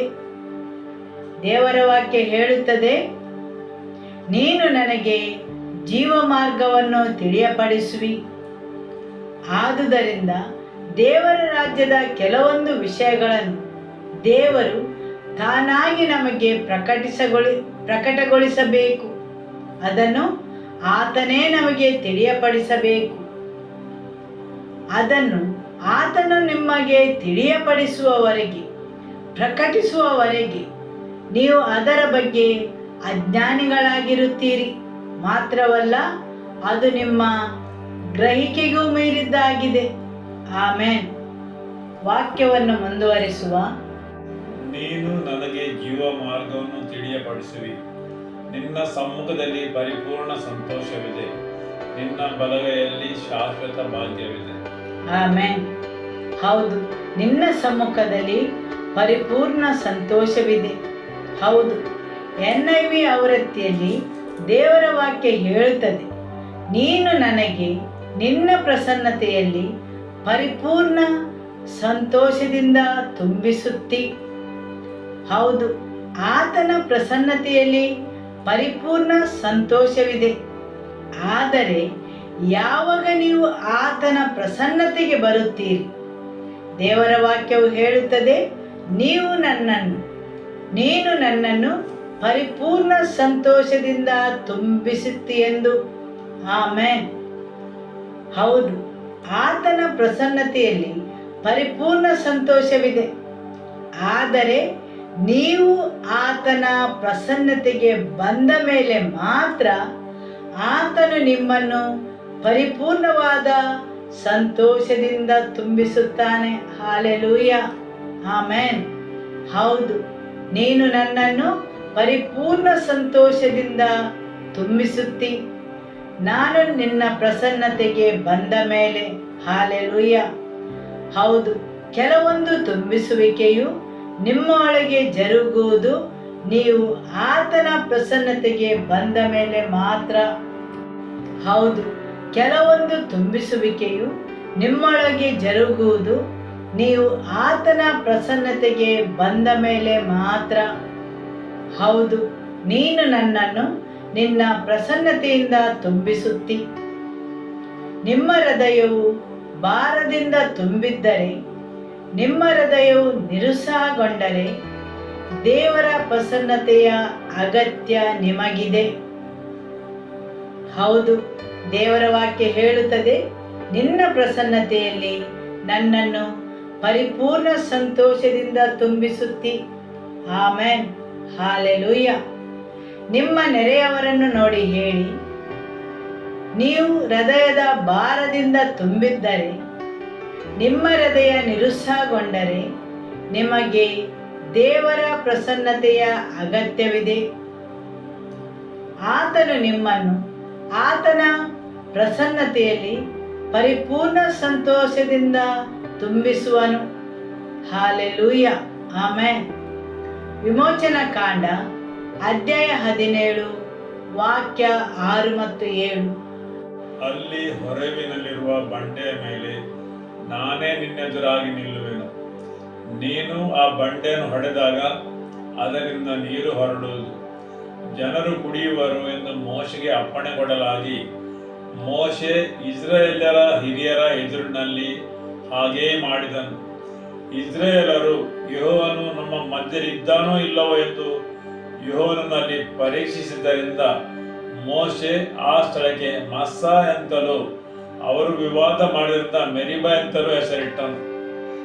ಹೌದು, ದೇವರು ಹೇಳುತ್ತಾರೆ, ಹೊರೆಬಿನಲ್ಲಿರುವ ಬಂಡೆಯ ಮೇಲೆ ನಾನೇ ನಿನ್ನೆದುರಾಗಿ ನಿಲ್ಲುವೆನು. ಎಲ್ಲಿ? ಬಂಡೆಯ ಮೇಲೆ. ನಾನು ಆ ಬಂಡೆಯ ಮೇಲೆ ನಿನ್ನೆದುರಾಗಿ ನಿಲ್ಲುವೆನು. ನೀನು ಆ ಬಂಡೆಯನ್ನು ಹೊಡೆಯುವೆ. ಹಾಗಾದರೆ ನೀನು ಯಾರನ್ನು ಹೊಡೆಯುತ್ತಿ? ದೇವರು ಹೇಳುತ್ತಾರೆ, ನಾನು ನಿನ್ನ ಎದುರಾಗಿ ಹೋಗುವೆನು, ನಿನ್ನೆದುರಿಗೆ ಬಂಡೆಯ ಮೇಲೆ ನಿಲ್ಲುವೆನು ಮತ್ತು ನೀನು ಆ ಬಂಡೆಯನ್ನು ಹೊಡೆಯುವೆ. ಯಾರು ಬಂಡೆಯ ಮೇಲೆ ನಿಂತುಕೊಂಡಿರುತ್ತಾರೆ? ದೇವರು. ಸರಿಯಲ್ಲವೇ? ಆಮೆನ್. ಮೋಸೆಯು ಆ ಬಂಡೆಯನ್ನು ಹೊಡೆದಾಗ ಆ ಬಂಡೆಯು ನೀರನ್ನು ಹೊರಗೆ ಬರಮಾಡಲಿಲ್ಲ. ಮೋಸೆಯು ಬಂಡೆಯನ್ನು ಹೊಡೆದಾಗ ಅದರಿಂದ ನೀರು ಹೊರಟಿತು. ಜನರು ಆ ಬಂಡೆಯಿಂದ ಹರಿದು ಬಂದ ನೀರನ್ನು ಕುಡಿದರು. ಸರಿಯಲ್ಲವೇ? ಹೌದು.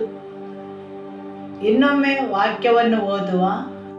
ಅಲ್ಲಿ ಹೊರವಿನಲ್ಲಿರುವ ಬಂಡೆಯ ಮೇಲೆ ನಾನೇ ನಿನ್ನೆದುರಾಗಿ ನಿಲ್ಲುವೆನು. ನೀನು ಆ ಬಂಡೆಯನ್ನು ಹೊಡೆದಾಗ ಅದರಿಂದ ನೀರು ಹೊರಡುವುದು, ಜನರು ಕುಡಿಯುವರು ಎಂದು ಮೋಶೆಗೆ ಅಪ್ಪಣೆ ಕೊಡಲಾಗಿ, ಮೋಶೆ ಇಸ್ರಾಯೇಲ್ಯರ ಹಿರಿಯರ ಎದುರಿನಲ್ಲಿ ಹಾಗೆಯೇ ಮಾಡಿದನು. ಇಸ್ರಾಯೇಲರು ಯೆಹೋವನು ನಮ್ಮ ಮಧ್ಯದಲ್ಲಿ ಇದ್ದಾನೋ ಇಲ್ಲವೋ ಎಂದು ಯೆಹೋವನನ್ನು ಅಲ್ಲಿ ಪರೀಕ್ಷಿಸಿದ್ದರಿಂದ ಮೋಶೆ ಆ ಸ್ಥಳಕ್ಕೆ ಮಸ್ಸಾ ಎಂತಲೂ ಅವರು ವಿವಾದ ಮಾಡಿದ್ರಿಂದ ಮೆರಿಬಾ ಎಂತಲೂ ಹೆಸರಿಟ್ಟನು. ಆಮೆನ್. ಆ ಬಂಡೆಯ ಮೇಲೆ ನಾನೇ ನಿನ್ನೆದುರಾಗಿ ನಿಲ್ಲುವೆನು. ಹೌದು, ಆತನ ಪ್ರಸನ್ನತೆ, ದೇವರ ಪ್ರಸನ್ನತೆಯು ಆ ಬಂಡೆಯ ಮೇಲೆ ನಿಂತಿತು. ದೇವರು ಮೋಸೆಗೆ ಹೇಳಿದರು, ನನ್ನ ಪ್ರಸನ್ನತೆಯು ನಿನ್ನ ಎದುರಾಗಿ ಆ ಬಂಡೆಯ ಮೇಲೆ ನಿಲ್ಲುವುದು ಮತ್ತು ನೀನು ಆ ಬಂಡೆಯನ್ನು ಹೊಡೆಯುವೆ. ನಂತರ ಆ ಬಂಡೆಯಿಂದ ನೀರು ಹರಿದು ಬರುವುದು. ಆಮೆನ್.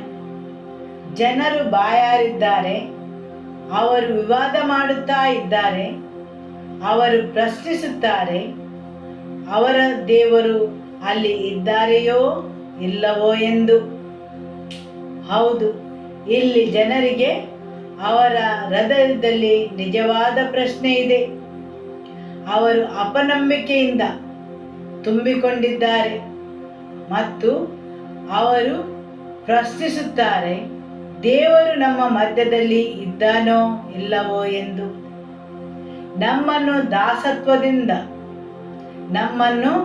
ದಾಸತ್ವದ ನಾಡಿನಿಂದ, ಐಗುಪ್ತ ದೇಶದಿಂದ ಹೊರತಂದ ದೇವರು ಎಲ್ಲಿದ್ದಾರೆ? ಆತನು ಈಗಲೂ ನಮ್ಮ ನಡುವೆ ಇದ್ದಾನೆಯೇ? ಹೌದು. ಯಾವಾಗ ಅವರ ಪ್ರಯಾಣವು ದೀರ್ಘಗೊಳ್ಳುತ್ತದೆ, ಅದರ ಪ್ರಕಾರ ಅವರ ಅಪನಂಬಿಕೆಯೂ ಬೆಳೆಯುತ್ತದೆ. ಅವರ ವಿಶ್ವಾಸವು ಕಡಿಮೆಯಾಗಲು ಪ್ರಾರಂಭಗೊಳ್ಳುತ್ತದೆ. ಹೌದು, ಐಗುಪ್ತ ದೇಶದಲ್ಲಿ ಈ ಜನರು ದೇವರ ಅದ್ಭುತಗಳನ್ನು, ಪವಾಡಗಳನ್ನು ನೋಡಿದ್ದರೂ ಸಹ, ಅದರ ಅನುಭವವನ್ನು ಪಡೆದಿದ್ದರೂ ಸಹ, ವರ್ಷಗಳು ಉರುಳಿದಂತೆ ಅವರ ನಂಬಿಕೆಯು ಕಡಿಮೆಯಾಗುತ್ತದೆ. ಅವರು ಪ್ರಶ್ನಿಸಲು ಪ್ರಾರಂಭಿಸಿದ್ದಾರೆ. ಹೌದು, ಅವರು ಆ ಬಿಡುಗಡೆಯನ್ನು, ದೇವರ ಅದ್ಭುತಗಳನ್ನು, ಪವಾಡಗಳನ್ನು ಕಣ್ಣಾರೆ ಕಂಡು ಅನುಭವಿಸಿದರೂ ಸಹ ಅದೇ ಜನರು ಈಗ ಪ್ರಶ್ನಿಸಿ ಕೇಳುತ್ತಾರೆ, ಆ ದೇವರು ಈಗಲೂ ಸಹ ನಮ್ಮ ಮಧ್ಯದಲ್ಲಿ ಇದ್ದಾರೆಯೇ? ಹೌದು, ಈಗ ಅವರ ಹೃದಯವು ಅಪನಂಬಿಕೆಯಿಂದ ತುಂಬಿದೆ, ಭಯದಿಂದ ತುಂಬಿದೆ ಮತ್ತು ಅನೇಕ ಪ್ರಶ್ನೆಗಳನ್ನು ಅವರು ಕೇಳಲು ಪ್ರಾರಂಭಿಸುತ್ತಾರೆ. ಯಾಕೆಂದರೆ ಅವರ ಸುತ್ತಲಿನ ವಿಷಯಗಳು ಒಣಗಿವೆ, ಅವರ ಸುತ್ತಲೂ ನೀರಿನ ಅಂಶವಿಲ್ಲ, ಅವರು ಮರುಭೂಮಿಯಲ್ಲಿದ್ದಾರೆ. ಹೌದು, ಯಾವಾಗ ನೀವು ಶುಷ್ಕವಾದ ಅನುಭವವನ್ನು ಅನುಭವಿಸುತ್ತೀರಿ, ಆವಾಗ ನಿಮ್ಮ ಹೃದಯವು ದೇವರನ್ನು ಪ್ರಶ್ನಿಸಲು ಪ್ರಾರಂಭಿಸುತ್ತದೆ. ಹೌದು, ನಿಮ್ಮ ಪ್ರಯಾಣವು ದೀರ್ಘಗೊಳ್ಳುವಾಗ, ನಿಮ್ಮ ಸುತ್ತಮುತ್ತಲೂ ಪ್ರತಿಯೊಂದು ಶುಷ್ಕತೆಯಿಂದ ಕೂಡಿಕೊಂಡಿರುವಾಗ, ಹೌದು, ಮರುಭೂಮಿಯಲ್ಲಿ ಪ್ರತಿಯೊಂದು ಒಣಗಿರುತ್ತದೆ. ಅವರು ಯೋಚಿಸಿದಕ್ಕಿಂತ ಅವರ ಪ್ರಯಾಣವು ದೀರ್ಘಗೊಂಡಿದೆ. ಈಗಿನ ಕಾಲಕ್ಕೆ ತಕ್ಕಂತೆ ಹೇಳುವುದಾದರೆ, ನಮ್ಮ ಪ್ರಗತಿಯು ತಡವಾದಾಗ, ನಮ್ಮ ಪ್ರಾರ್ಥನೆಗೆ ಉತ್ತರ ಸಿಗಲು ತಡವಾದಾಗ ಸರಿಯಲ್ಲವೇ? ಆಮೆನ್. ಅವರು ದೇವರನ್ನು ಪ್ರಶ್ನಿಸಲು ಪ್ರಾರಂಭಿಸುತ್ತಾರೆ, ನೀನು ಈಗಲೂ ನಮ್ಮ ಸಂಗಡ ಇದ್ದೀಯಾ? ನೀವು ನಮಗಾಗಿ ಇದ್ದೀರಾ? ನಮ್ಮ ಮಧ್ಯದಲ್ಲಿ ಇದ್ದೀರಾ? ಆವಾಗ ದೇವರು ಉತ್ತರಿಸುತ್ತಾರೆ, ನಾನು ನಿಮ್ಮ ಎದುರಿಗೆ ಹೋಗುವೆನು, ನನ್ನ ಪ್ರಸನ್ನತೆಯು ನಿಮ್ಮ ಎದುರಿಗೆ ಹೋಗಿ ಆ ಬಂಡೆಯ ಮೇಲೆ ನಿಲ್ಲುವುದು. ನೀವು ಆ ಬಂಡೆಯನ್ನು ಹೊಡೆಯುವಿರಿ ಮತ್ತು ನೀರು ಹರಿದು ಬರುವುದು. ಹೌದು, ಇದು ಯೇಸು ಕ್ರಿಸ್ತನ ನೆರಳಾಗಿದೆ. ಆತನನ್ನು ಸಿಲುಬೆಗೆ ಹಾಕಿ ಅಲ್ಲಿ ಆತನನ್ನು ಹೊಡೆದಾಗ ಅಲ್ಲಿಂದ ಜೀವ ಕೊಡುವ ನೀರು ಹರಿದು ಬಂತು. ಆದುದರಿಂದ ನಾನು ಮತ್ತು ನೀವು ಅನ್ಯ ಜನಾಂಗದವರಾಗಿ ಆತನ ಸೌಭಾಗ್ಯದಲ್ಲಿ ಪಾಲುದಾರರಾಗುವ ಮತ್ತು ಅಬ್ರಹಾಮನ ಹಕ್ಕನ್ನು ಪಡೆಯುವುದರಲ್ಲಿ, ಹೌದು, ಶ್ರೀಮಂತ ಪಿತ್ರಾರ್ಜಿತ ಆಸ್ತಿಯನ್ನು ಆತನಿಂದಾಗಿ ನಾವು ಪಡೆಯುವಂತಾಯಿತು. ಆಮೆನ್. ಹೌದು, ಜನರು ಅಪನಂಬಿಕೆಯಿಂದ ಕೂಡಿ ಪ್ರಶ್ನಿಸಿದರು, ದೇವರು ನಮ್ಮ ಸಂಗಡ ಇದ್ದಾರೆಯೇ?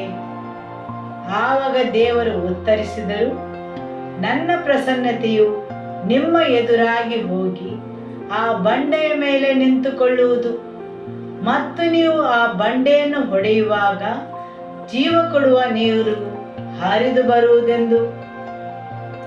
ಆದುದರಿಂದ ಮೋಶೆಯು ಎರಡನೆಯ ಬಾರಿ ಬಂಡೆಗೆ ಹೊಡೆದಾಗ ದೇವರು ಅವನಲ್ಲಿ ಕೋಪಗೊಂಡರು. ಎರಡನೆಯ ಬಾರಿ ದೇವರು ಮೋಶೆಗೆ ಹೇಳುತ್ತಾರೆ, ನೀನು ಬಂಡೆಯ ಸಂಗಡ ಮಾತಾಡು ಎಂದು, ಅದು ನೀರನ್ನು ಹರಿಯಲು ಪ್ರಾರಂಭಿಸುವುದೆಂದು. ಆದರೆ ಮೋಶೆಯು ತನ್ನ ಕೋಪದಿಂದ ಜನರು ಅವನ ವಿರುದ್ಧ ಬಂಡಾಯವೆದ್ದಾಗ 2 ಸಾರಿ ಬಂಡೆಯನ್ನು ಹೊಡೆಯುತ್ತಾನೆ. ಹೌದು, ಯೇಸುವನ್ನು ಒಂದೇ ಒಂದು ಸಲ ಸಿಲುಬೆಗೆ ಹಾಕಿದರು ಮತ್ತು ಎಂದೆಂದಿಗೂ ಸಂಪೂರ್ಣವಾಗಿ. ಆತನ ಮರಣವು ಒಮ್ಮೆಗೆ ಮಾತ್ರ. ಹೌದು, ಅದು ಮನುಷ್ಯರಿಗೆ ಜೀವವನ್ನು ನೀಡಲು, ಆರೋಗ್ಯವನ್ನು ನೀಡಲು ಮತ್ತು ಬಿಡುಗಡೆಗೆ ಸಾಕಷ್ಟಾಗಿದೆ. Amen, hallelujah. ಹೌದು, ನೀರನ್ನು ಯಾವುದು ತರಿಸಿತು? ಆತನ ಪ್ರಸನ್ನತೆಯು, ಸರಿಯಲ್ಲವೇ? ಹೌದು, ಬಂಡೆಯಿಂದ ನೀರು ಹರಿದು ಬರಲಿಲ್ಲ, ಅಥವಾ ಮೋಸೆಯ ಬೆತ್ತದಿಂದಲೂ ಅಲ್ಲ, ಅಥವಾ ಮೋಸೆಯ ಆ ಕಾರ್ಯದಿಂದಲೂ ಅಲ್ಲ, ಆದರೆ ದೇವರ ಪ್ರಸನ್ನತೆಯಿಂದ. ಹೌದು, ಅಲ್ಲಿ ಆ ಬಂಡೆಯ ಮೇಲೆ ಸುಳಿದಾಡುವ ದೇವರ ಪ್ರಸನ್ನತೆಯಿಂದಾಗಿ ಜೀವ ಕೊಡುವ ನೀರು ಹರಿದು ಬಂತು. Amen, hallelujah. ಹೌದು, ಈಗಿನ ದಿನಗಳಲ್ಲಿಯೂ ಸಹ ಯಾವಾಗ ನೀವು ನಿಮ್ಮ ಜೀವನದಲ್ಲಿ ಶುಷ್ಕತೆಯನ್ನು ಅನುಭವಿಸುತ್ತೀರಿ, ನೀವು ಆತನ ಪ್ರಸನ್ನತೆಗೆ ಬರಬೇಕು. ಹೌದು, ಹೋದ ಸಲ ನಾವು ದೇವರ ನಿಷ್ಕ್ರಿಯ ಪ್ರಸನ್ನತೆ ಮತ್ತು ದೇವರ ಸಕ್ರಿಯ ಪ್ರಸನ್ನತೆಯ ಬಗ್ಗೆ ಕೇಳಿಸಿಕೊಂಡಿದ್ದೇವೆ. ಆದುದರಿಂದ ಯಾವಾಗ ನೀವು ದೇವರ ಸಕ್ರಿಯ ಪ್ರಸನ್ನತೆಗೆ ಬರುತ್ತೀರಿ, ಜೀವ ಕೊಡುವ ನದಿಯು ನಿಮ್ಮೊಳಗೆ ಹರಿದು ನಿಮ್ಮಲ್ಲಿದ್ದ ಎಲ್ಲ ಶುಷ್ಕತೆಯನ್ನು ಪರಿವರ್ತಿಸುತ್ತದೆ. ನಿಮ್ಮ ಎಲ್ಲ ಶುಷ್ಕ ಪರಿಸ್ಥಿತಿಯನ್ನು, ನಿಮ್ಮ ಸುತ್ತಲಿನ ಜೀವನವನ್ನು ಅದು ಪರಿವರ್ತನೆಗೊಳಿಸುತ್ತದೆ. ಸರಿಯಲ್ಲವೇ? ಆಮೆನ್. ಹೌದು, ಆತನ ಪ್ರಸನ್ನತೆ. Amen, hallelujah. ಇವತ್ತು ಪುನಃ ನಿಮ್ಮ ಹೃದಯವನ್ನು ಯೇಸುವಿಗೆ ಸಮರ್ಪಿಸಿರಿ. ನಿಮ್ಮಲ್ಲಿದ್ದ ಎಲ್ಲ ಅಶುದ್ಧತೆಯನ್ನು, ಭ್ರಷ್ಟತೆಯನ್ನು, ನಿಮ್ಮೊಳಗಿದ್ದ ಎಲ್ಲ ರಾಜಿ ಮಾಡಿಕೊಂಡ ಪರಿಸ್ಥಿತಿಯನ್ನು ಪರಿವರ್ತಿಸಲು, ಬದಲಾಯಿಸಲು ಪ್ರಾರ್ಥಿಸಿರಿ. ಆಮೆನ್. ಹೌದು, ನಿಮ್ಮ ಹೃದಯ ಮತ್ತು ನಿಮ್ಮ ಜೀವನವನ್ನು ಶುದ್ಧಗೊಳಿಸಲು, ಆತನ ರಕ್ತದಿಂದ ಶುದ್ಧಗೊಳಿಸಲು ಪ್ರಾರ್ಥಿಸಿರಿ. ಅದು ನಿಮ್ಮನ್ನು ಪರಿವರ್ತಿಸಲು ಶಕ್ತವಾಗಿದೆ ಮತ್ತು ನಿಮ್ಮೊಳಗೆ ಕೆಲವೊಂದು ಐಶ್ವರ್ಯವನ್ನು, ನಿಮ್ಮೊಳಗೆ ನಿಮ್ಮ ಅಂತರಾಳದಲ್ಲಿ ಪರಿವರ್ತನೆಯನ್ನು ತರಲು ಸಮರ್ಥವಾಗಿದೆ. ನಿಮಗೆ ಆತನ ಪ್ರಸನ್ನತೆಯ ಅಗತ್ಯವಿದೆ. Amen, hallelujah. ಯೇಸುವೇ ಸ್ತೋತ್ರ. ಇವತ್ತಿನ ದೇವರ ವಾಕ್ಯಗೋಸ್ಕರ ದೇವರಿಗೆ ಕೃತಜ್ಞತೆಯನ್ನು, ಸ್ತೋತ್ರವನ್ನು ಸಲ್ಲಿಸುವ. ಹಾಲೆಲೂಯ. ಸ್ತೋತ್ರ ಯೇಸುವೇ. Amen. Hallelujah. Every life in this place, Lord, we bring them under your blood and lordship, Lord. We cancel every claims and every works of the enemy against the lives of your people, Lord, against their advancement, Lord. Oh, every kind of deceptions, Lord, every lies, we are uprooted by the truth of your word, Lord. Let their hearts and their minds to be freed in the name of Jesus. Every life we cover it by your blood, Lord. Continue to build them up for your glory, Lord. In your hands I entrust them, and I bless them in the name of the Father. I bless them in the name of the Lord Jesus, and I bless them in the name of the Holy Spirit. Amen. May the love of God the Father, may the peace of our Lord Jesus Christ, and the fellowship of the Holy Spirit be with you all. Go in the peace of the Lord be with you. Amen. Hallelujah. Shalom.